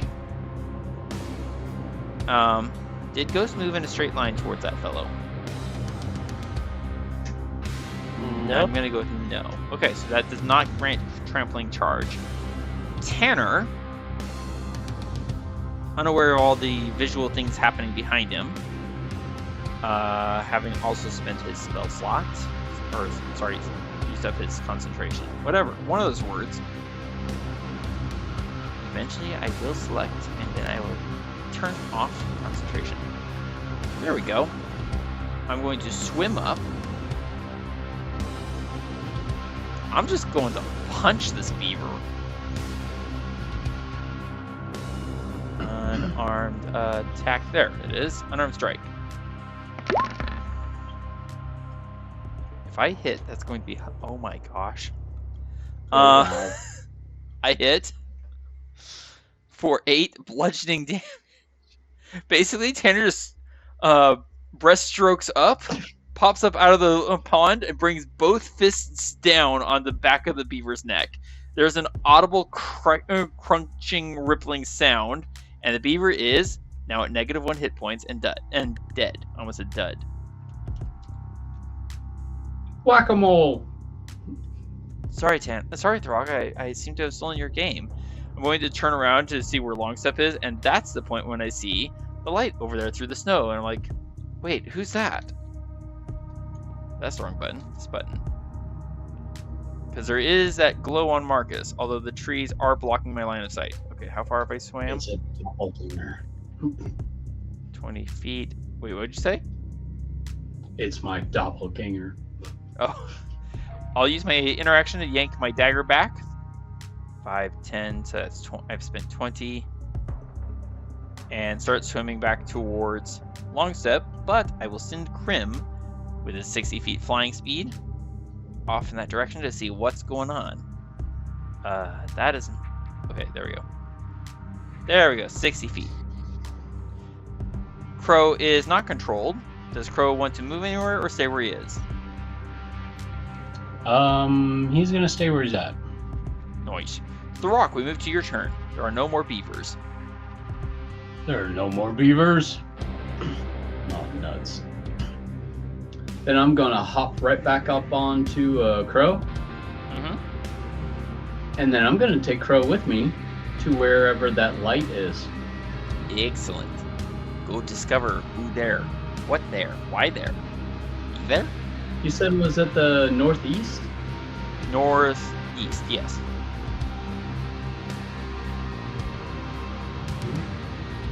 That way. I drew you a line, sir.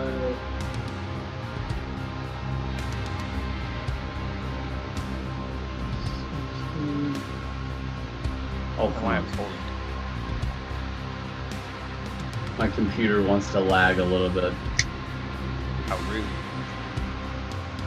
I have no experience with this, of course. Okay, you still have... Wait, how far did you go? 65? Yeah, about 65 feet. Okay, out of 90. So you have 25 feet left before dashing.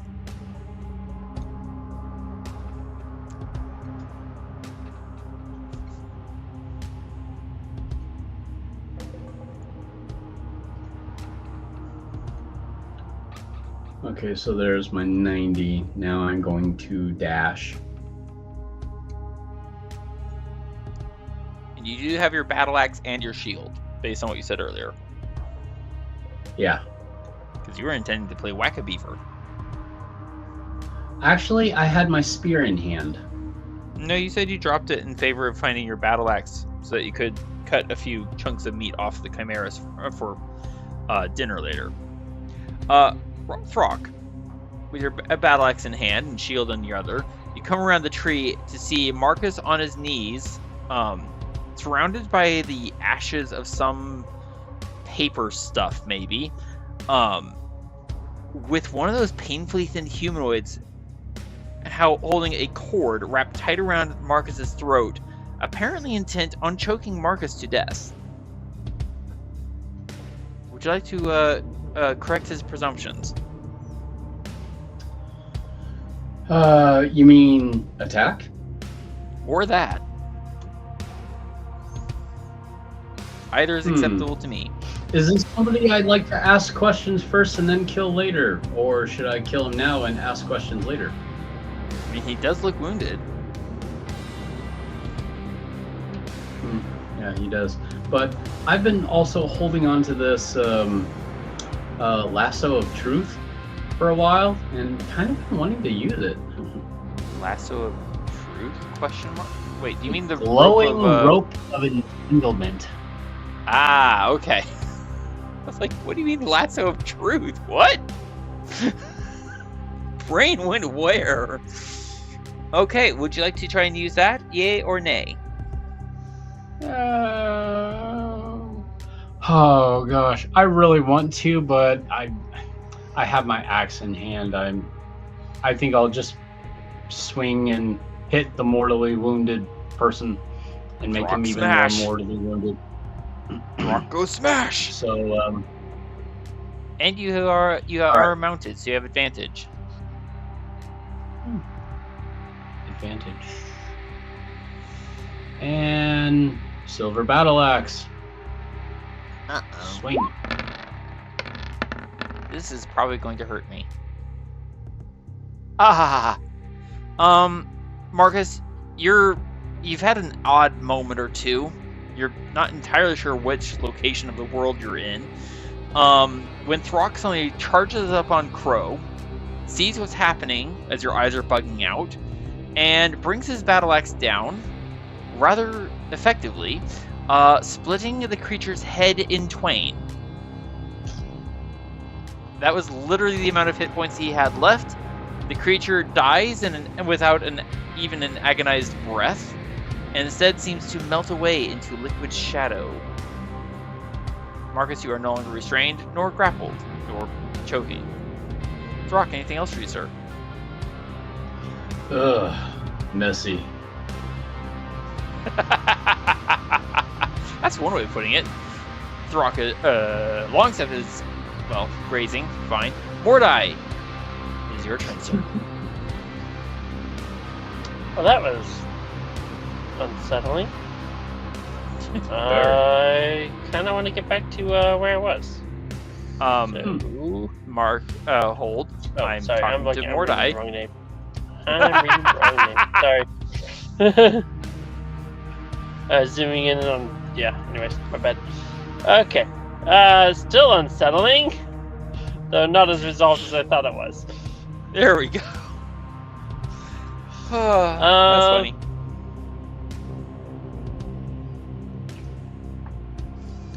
No, for the moment, I think I'm gonna walk around over here, and I'm going to cough acid on this guy because he sucks. That is a dexterity saving throw. Just a second. Thank you. There you go. Also, please remember to turn off shield. There we go. Dexterity. Yes, dexterity saving throw.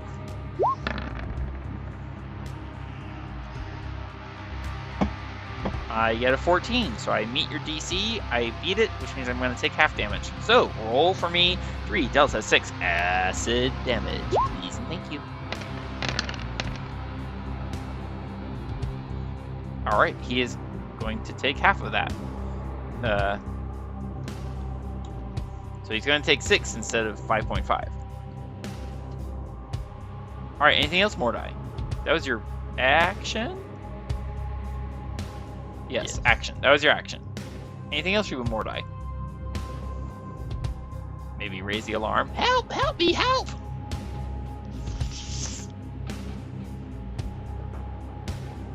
Yeah. Alright. Oh, where's Ghost's turn? Did Ghost miss his turn? Ghost did not miss his turn. No, okay. Wait, no, Ghost moved around and kicked him. Yeah. Alright, Mordai, is that all for you then? I think that'll have to do it for now, yeah. As you wish. Marcus, now it is your turn. That's Marcus. Alright, well, that was still weird and confusing. So, I'm gonna start dashing and trying to get back to where I was. Thank you. Excellent. Just in passing over your shoulder. Nice work!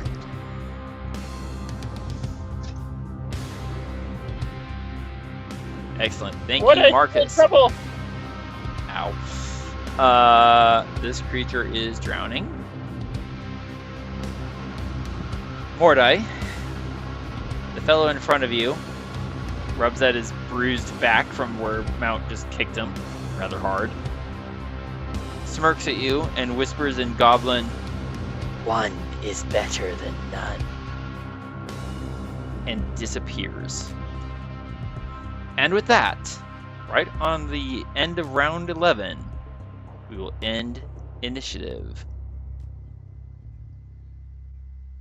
Unfortunately, Marcus, that was a good attempt on your part, but unfortunately it was not enough to revivify poor Mount. Sorry to say. Also, Marcus, something that they did to you has affected you. What that is currently unknown. Roscoe, there are 2 chimera, 4 beavers, and 4 otters that you can skin. It will take some time if you do it alone. Would you like to ask anyone for help? Yes, I would like to ask Tanner to help me out, but first I wanted to use this on Tanner and kind of heal him a little bit of his. Thank you, because I am in pain. I went so much of that fight with so little health. Oh, but also too, I plan on doing it on a higher level. Noted. What level then? A level 3 spell, so that's going to be one more 1d10, so it's going to be a total of 4d10 plus my wisdom modifier. 4 delta 10 plus 3, please, and thank you. Alright, here we go. Delta 10. By the way, about a minute after the combat ends, the bug in the quicksand dies. It's been held its breath for 2 minutes.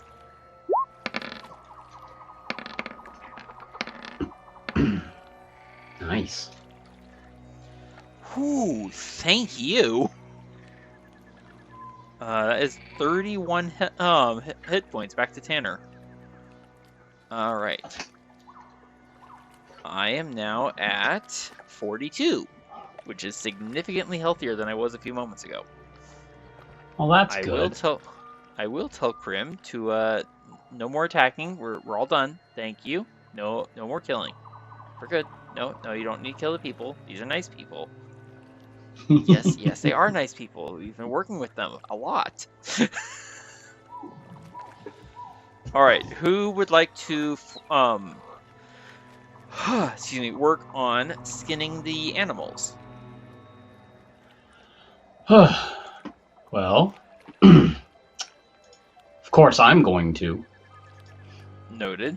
Could I also have everyone move their tokens to the north end of the map near that dead chimera? Please and thank you. Sounds good to me. Many thanks. Once you are done moving your tokens... Oh, I'm sorry, Marcus, did you want to assist with skinning any of the animals? I was actually trying to think on how to kind of recover some of the lost items over here. Lost items over... Oh, like the quarterstaff and whatnot? The staff, the cart, saddle for mount. For that... Whoops.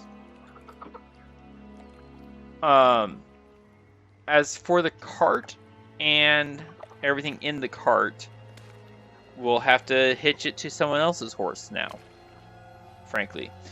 The quarterstaff you can go ahead and basically have Mordai bring back to you, essentially. Yeah. Basically, we're just going to default have everything move back up to the front and recollect all expended gear, such as dropped quarterstaffs, thrown javelins, etc. That does mean that Throck can reclaim any and all thrown spears. Yep. The lizard folk and the giant hornet, wasps, whatever they were, I don't remember. They are not considered skinnable creatures for this, just as an aside. Nor do I even want them. Noted. There we go. Okay. Whosoever would like to assist in skinning a creature, please give me a survival check.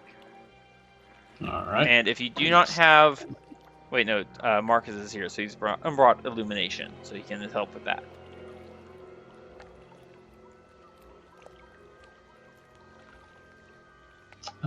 Survival check.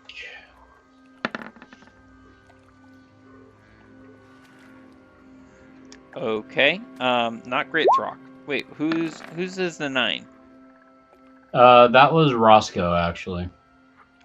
Roscoe, you're much more familiar with the anatomy of creatures than anyone else here, but generally speaking, that's more as like having had them inside you rather than trying to take them apart. Sorry, that's not a success. Marcus? Sorry, what was that? It was in the best. Fair. Marcus, that is a 10. Wait, who's the 10? Marcus or Mordai? Mordai got 10, Marcus got 11. Okay.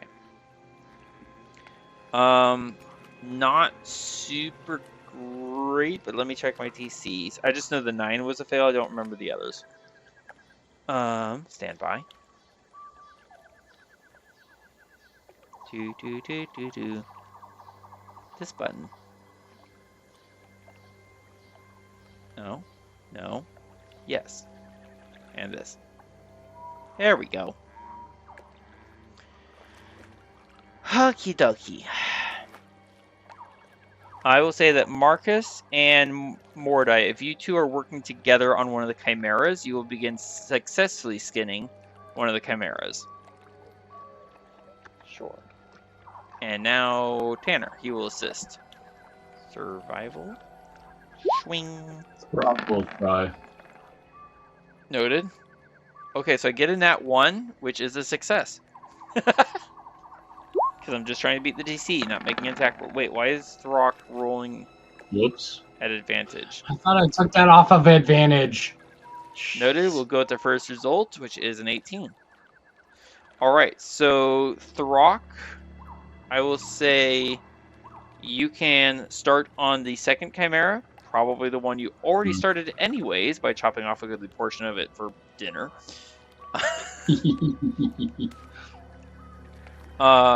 Tanner, with his natural 1 but still managed to beat Roscoe and also the DC, will effectively just like look at the otters and the beavers and be like, these are small creatures, they'll be quick and easy. Shing, shing, shing, shing, shing, shing, and just start relieving all of them of their skins.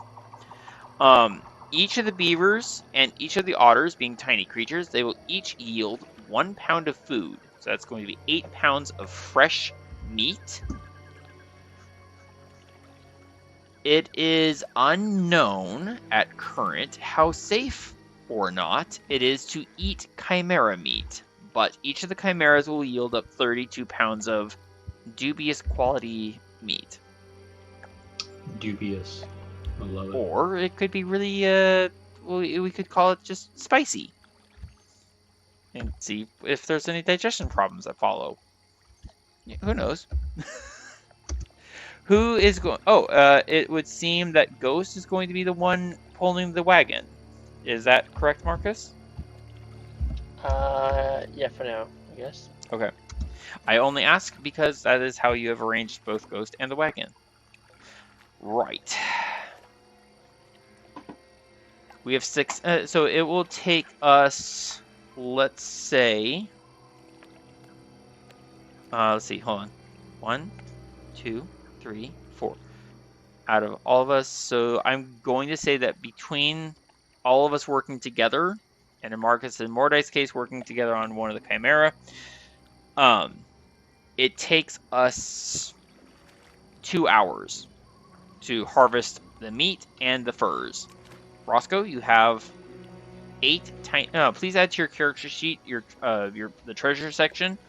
8 tiny... 8 tiny furs, 2 large furs. Perhaps in parentheses behind the 2 large furs, perhaps add potential throw rugs. Haha, I got there again! Whenever they get dirty, you can always take them out and beat them.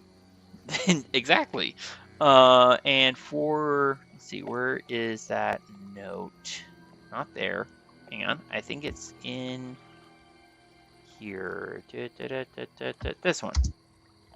So the wagon turned sled already has 3,800 pounds of trade goods in it. To that we will add 72 pounds total of meat.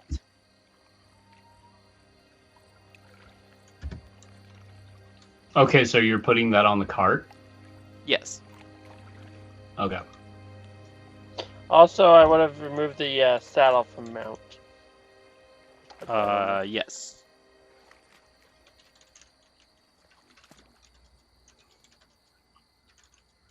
I'm just going to put it as mount tack, which would include the saddle, bridle, armor, etc. And barding. How nice of it to finally figure out how to keep up with me when it comes to typing. All right, 64 pounds of meat is, well, chimera meat. And unknown if that's safe to eat or not.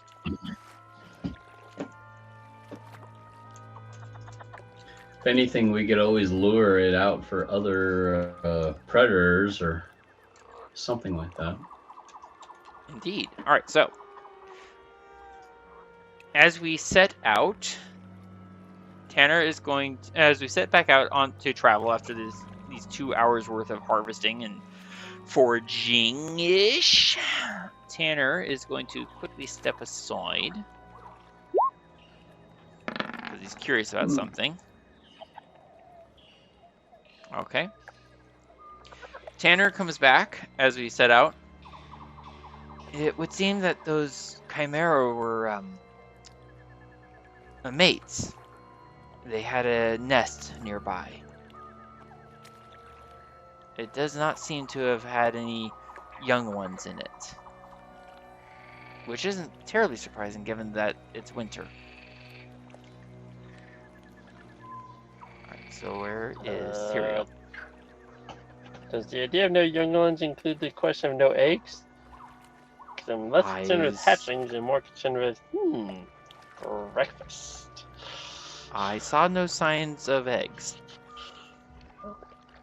I don't know if Chimera actually even lay eggs. Let's do a focus ping. There we go. Yeah. I was actually going to ask you, does it lay eggs or not? I don't know. I just saw wings and I kind of guessed. Oh, a bat has wings, but it doesn't lay eggs. Sure. We move further north, and in so doing, we come upon a curious-looking construction on the water. It is a wide, roundish vessel that floats upon the water with a variety of homes built atop it. It is crewed, of all things, by muddish-colored creatures that walk on two legs, have two arms, a tail, and an enormous curved humped shell that encompasses their bodies. They look upon us, murmur amongst themselves, and eventually in slightly long-winded, slow goblin, manage to ask, "Do you want passage to island?"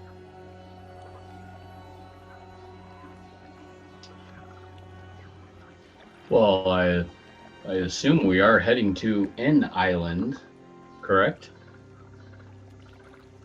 Yes, Sure. that is the direction that we've been traveling. What kind of creature did you say this was? Sorry, too many questions at once.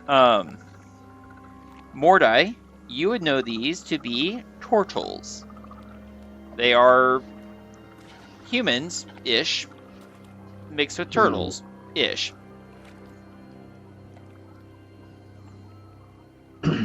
Neither they're not teenage, nor mutant, nor ninja related. Exactly.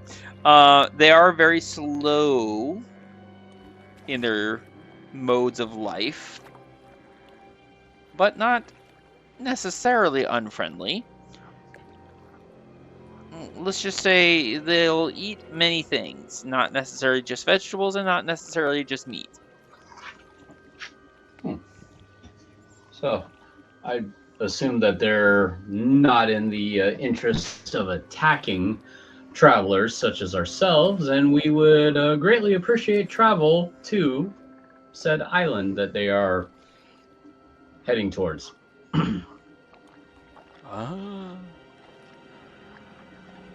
Okay. And with that, we can lead our horses onto, and the wagon, onto their raft city. As they begin to row the boat, they let us know that they are wanderers of this region. They don't tend to stay in one place, but they do occasionally offer, when they encounter people, the option of easy, mostly safe passage across the water, either to the other side of rivers or to the other side of lakes, or in this case, to islands. So they're almost like ferrymen in a way. Cool. Essentially. It will take an hour to cross the water if anyone would like to take a short rest. Oh, yes, I know please, I would. please, thank you. I am going to take a short rest and heal myself a little bit here. Alright, I am at full hit points. Yay! Full, not 45, not 46. Let's see. What can I do?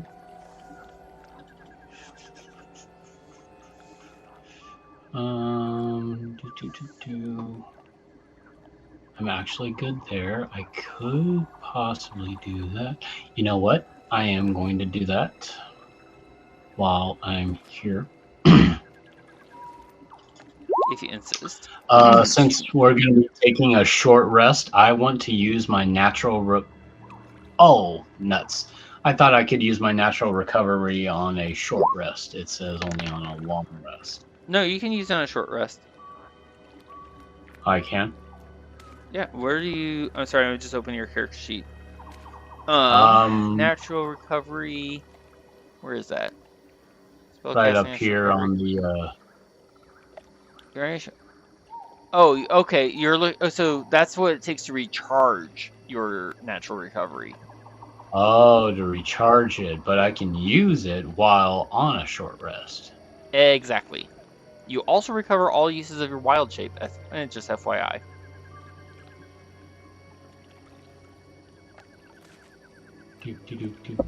Yes, that's true. So... While you're doing that, that. Marcus, you will regain your channel divinity on a short rest. Thank you. You're welcome. Sorry about that. Throck and Tanner, neither of us recovers anything except hit points on a short rest. Yep.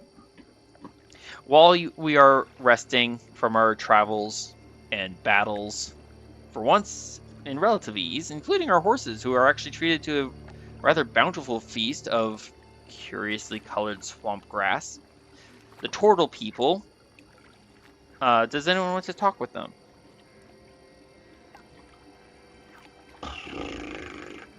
So, Sure. seen any good races lately?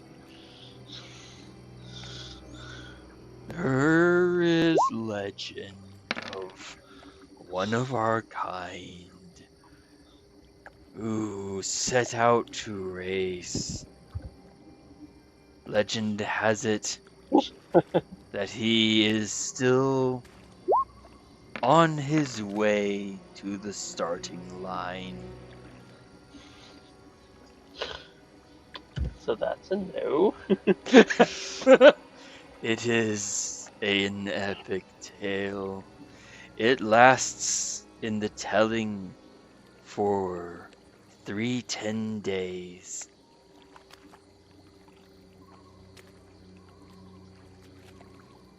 Any chance his name is Odysseus? Because it seems like he's taking a really long time to get anywhere. That is a good name. A long name. We will take that name.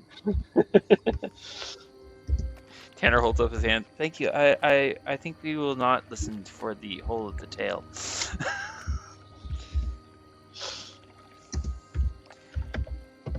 And Throck Roscoe has a question comment.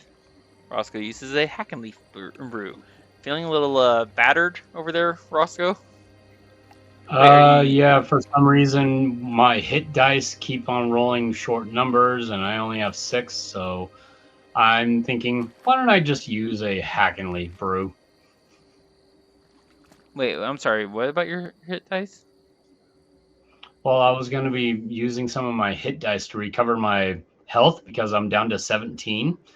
And I'm like, okay, so I throw hit dice and it is giving me very low numbers of healing. I'm like, I think I'm just going to use a hack and leaf brew. Gotcha. Okay. So. Sorry, I heard everything you said, but for some reason it just didn't make any sense to me. All right, cool. Oh, excuse me.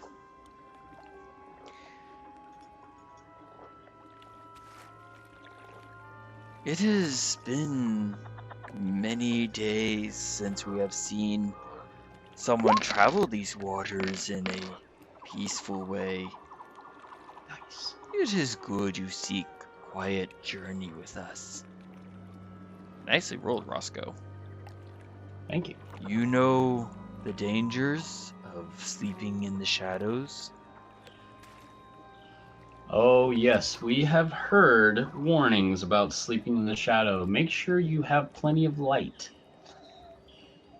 Quite so, little one. He actually pauses to look way down at Roscoe as Roscoe is drinking down the hack and leaf brew.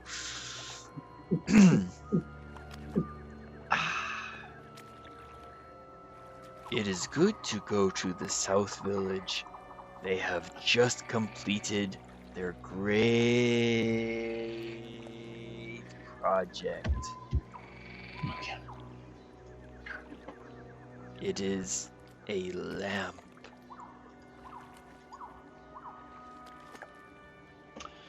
And we definitely need a couple of lamps, don't we, guys? Yeah. Tanner blinks and after a moment just goes, I thought we had some. I know we have candles. I don't know if we have any lanterns. We used one last night, Roscoe. We did? I thought it was a candle that we used. No, it was an oil lamp. That was right when Oh. Ged's men attacked us. Oh, okay. Oh, you have run afoul of Ged. He is not friendly on the waters.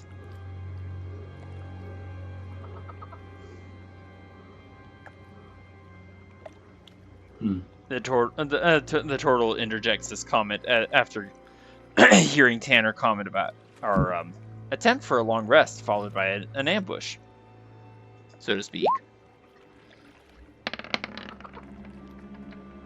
Nice. That was Throck's roll.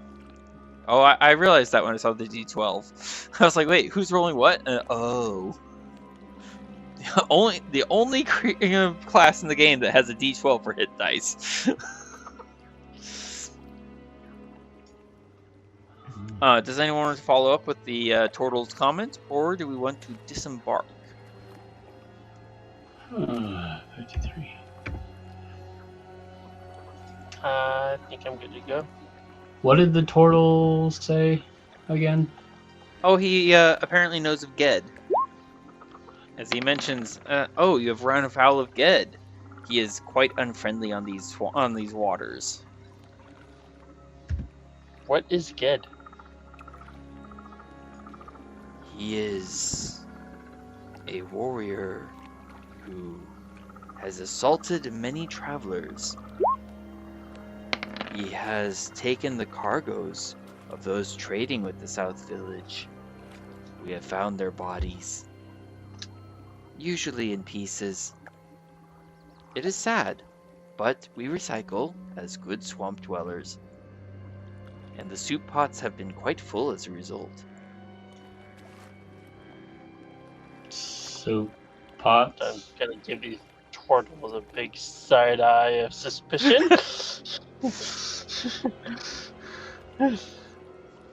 He uses many beasts. I think maybe we were unclear. That's what Ged's been doing, apparently. I was asking, what is Ged? He is a warrior. He is a man who works with very dangerous monsters. And the South Village has been suffering as he has attacked their traders and merchants. It is very sad.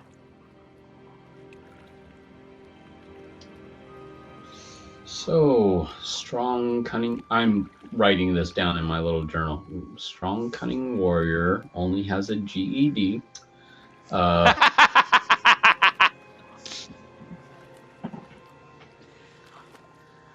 Sorry, continue. And has attacked many people and beasts. Got it. So we will definitely keep an eye out for this guy. It's probably going to be a bit of a problem for us if we ever interact with him. Be careful of him. He is dangerous. We have found some of our raft villages sunken, with our defenders dead. Well, that's unfortunate. Our condolences. It has made traveling these waters very, very, very risky. Between night, it's darkness, and Ged in the day. Be careful, travelers. As the raft bumps up against the island. Now, one thing to note, it has been, let's see, 2 hours to harvest the animals, plus the hour to get across the lake. So it is roughly 3 to 4 in the afternoon, somewhere in there. It is still cool, dim, dark, and we have already traveled all of our horses' available travel distance. If we want to try and reach the South Village this evening, we would be pushing the animals into what is called the forced march conditions. In which case they would have to make con saves, and that could go badly for them. Well, I don't want to do that to any of our rides. We see you have lost on the way here. Much fighting. So sad. Well done to get this far. As I'm flipping pages to try and get to forced march to see exactly what the consequences are. No, here, not here. Forced march. Yeah, if they fail their con saves, they take levels of exhaustion. Yeah, I for one do not want that on any of our horses or panther. Yeah, valid. Considering Throck's familiarity with the subject, how does Throck feel about the idea? Rest. Marcus, the decision is up to you. Actually, in this particular case, I think the decision is up to Roscoe and Throck. Sorry, Roscoe and Marcus. My bad.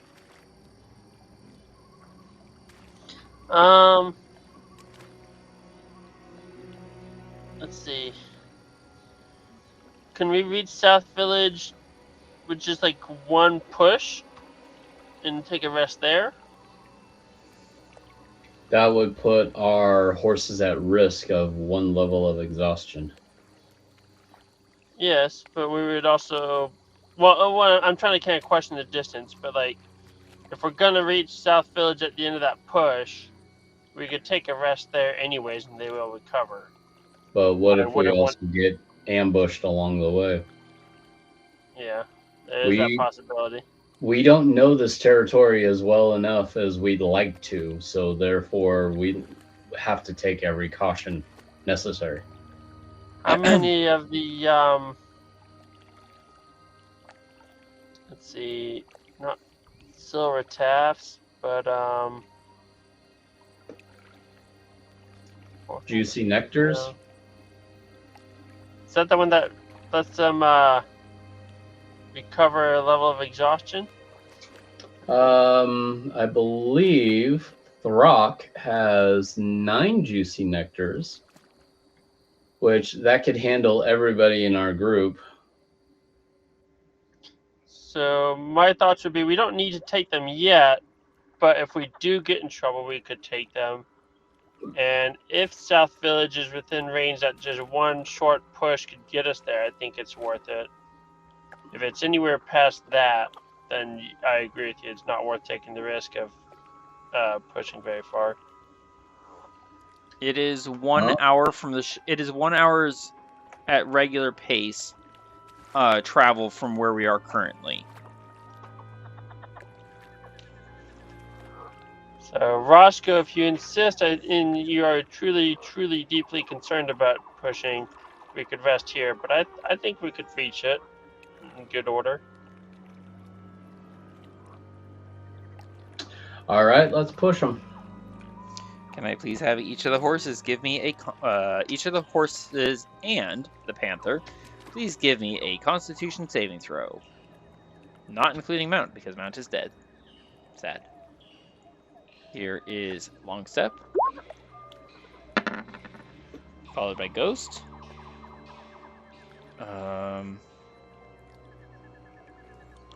Ghost takes a level of exhaustion.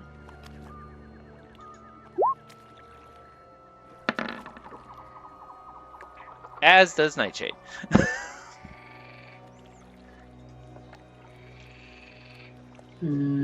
Crow. Yes, please, and thank you. Wow. Crow is feeling fine and frisky.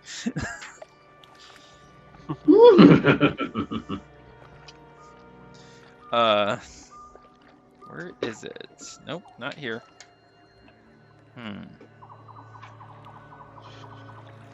Oh, that's right. It's in the conditions. Duh. I'm smart. And I'm almost there. So, who all failed? That would be Ghost and Nightshade. All right. Throck is willing to give up 2 juicy nectars to those who failed. So Ghost and Nightshade currently have it. If I may finish, Ghost and Nightshade currently have disadvantage on ability checks, and yes, that does include initiative rolls. Those are technically ability checks. So I'm thinking we could take the juicy nectars if we need to, if we think we're about to go into a fight. But otherwise, I'm thinking we could go straight on to South Village and take a rest there. Knowing our luck, I'm willing to at least protect my mount, and I'm going to be giving them a juicy nectar. So I have now 8 left in Throck's inventory. So noted. Excuse me.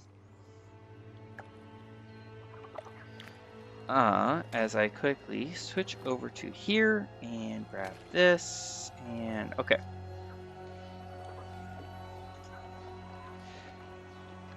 Riding up, as I just realized, I put the raft on the island instead of the travel token. There we go. That's more accurate. South Village is a solid-looking construction with a palisade surrounding it made of rough-hewn logs in a square. There are 4 separate gates to the palisade, one to the south, one to the west, one to the north, and one to the east. Rising up over the top of the wall is a singular tower that looks to be roughly about the center of the village. From the top of this rickety wooden tower is a single large lamp that is aglow even now, despite the early time of the evening. Given the fact that it is already dim and getting darker. Excuse me. The walls of the palisade are 20 feet tall, made of wood and tough hemp rope. When we gain entry, we see that the homes within the walls are, all of them, built on stilts, right? And raising their total height to that of 20 feet. With thatched roofs and wooden walls. The central tower is about 40 feet tall, with a rough-hewn wooden staircase that wraps all around it, all the way up to the top. The lamp itself is a 10-foot tall construction on top of the 40-foot tall tower. It's a very tall tower.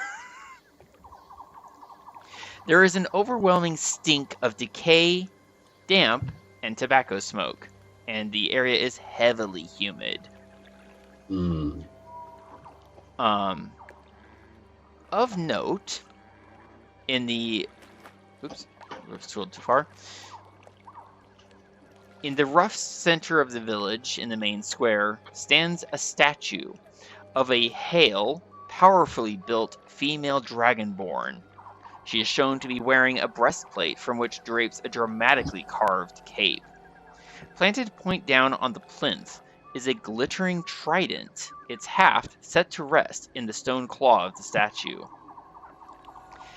Coincidentally, anywhere we walk, is mud, which means, especially where our horses go, big splotches of mud on them, on anyone who happened to be walking nearby, so for which reason very few people stay nearby, and any buildings that they happen to pass, just big splashes and splotches of mud. Except for those that are still using water walk. No, that ended several hours ago. It's an hour duration spell. I thought it was 24 hours. No, sir. That would be water breathing that you're thinking of. Okay. Indeed.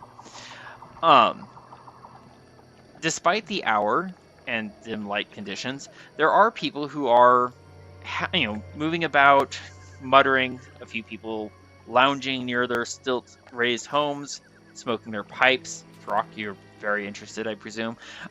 There is a few spots here and there of trade going on. 1 second as I pull Tanner up, and I would like Tanner to give me an insight check.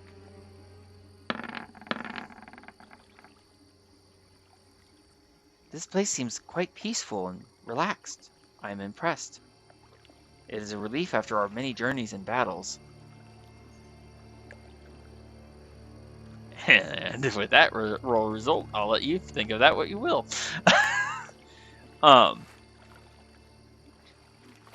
So, attempt to make a check? An insight check, you may. Marcus or Mordai? Marcus. Okay. Go for it, Marcus. Oh.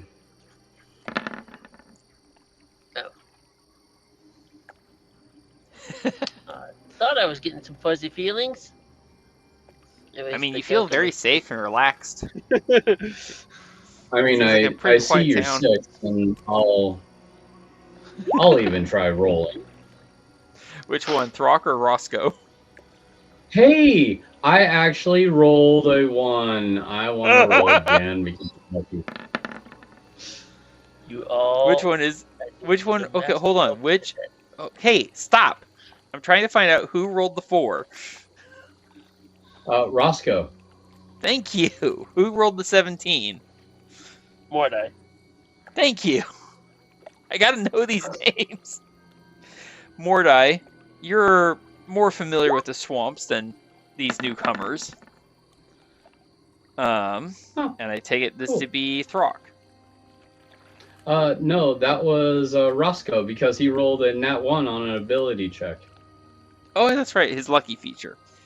So, Roscoe, you're kind of lulled for a brief second before you actually start paying attention. You and Mordai would recognize that there is a palpable tension to the air. Many people are glancing towards the gathering gloom of the night sky, and there are soldiers on the tops of the palisades who are very attentive, very alert, and keeping their eyes out towards the surrounding swampy forest. And with that, gentlemen, as we have gained the relative safety of the South Village, and we can start trading when we come back next time for Land of the Predator. Thank you, both of you, so much for playing. That was fun. We made it! And with who knows what happening to Marcus. Dun dun dun. And who knows what's going to happen while we are here in South Village. And Roscoe, you finally have some furs that you can consider trading. And we have a huge wagon load of goods to trade. So we will take care of that next time when we play again and see what comes of that. I hope you both had a great deal of fun. Oh, I had a blast. Excellent. Marcus, thank you for trying with the spell scroll. On the one hand, I do regret that it did not work. On the other hand, I'm glad it didn't, because I finally got to roll on a table I've been dying to roll on for years, and finally got something. So thank you. And for those of you listening and following along wherever you happen to be doing so, thank you for joining us once again in Land of the Predator and seeing this hunt turned fight turned harvest turned strange event with shadowy figure. Thank you for joining us. Thank you for watching through all of it with us, and please come back again next time for Land of the Predator. And in the meantime, all of you have a wonderful night. Thank you for running the game for us. Yeah, we'll see you again next time. Yay! I'm glad. Thank you, fellow adventurers, for joining us once more. Please comment below to vote on what monsters you want to see Marcus, Mordai, Throck, Tanner, and Roscoe take on next. You can vote for more than one kind at a time. Constrictor Snake, Giant Frog, Giant Poisonous Snake, Stirge, Tribal Warrior. Let us know if you want to see more combats taking place in the dark of night, in dim twilight, or bright daytime. Shout out and thanks to Hannah for our wonderful character art. If you want to see other examples of Hannah's work, check out her Instagram at HannahWolf224. And if you want to reach out for character art of your own, her email is wildarts22@gmail.com. The music you are listening to is from Tabletop Audio, free music tracks to enhance your gaming experience. Thank you for watching, and we hope we'll see you again next time.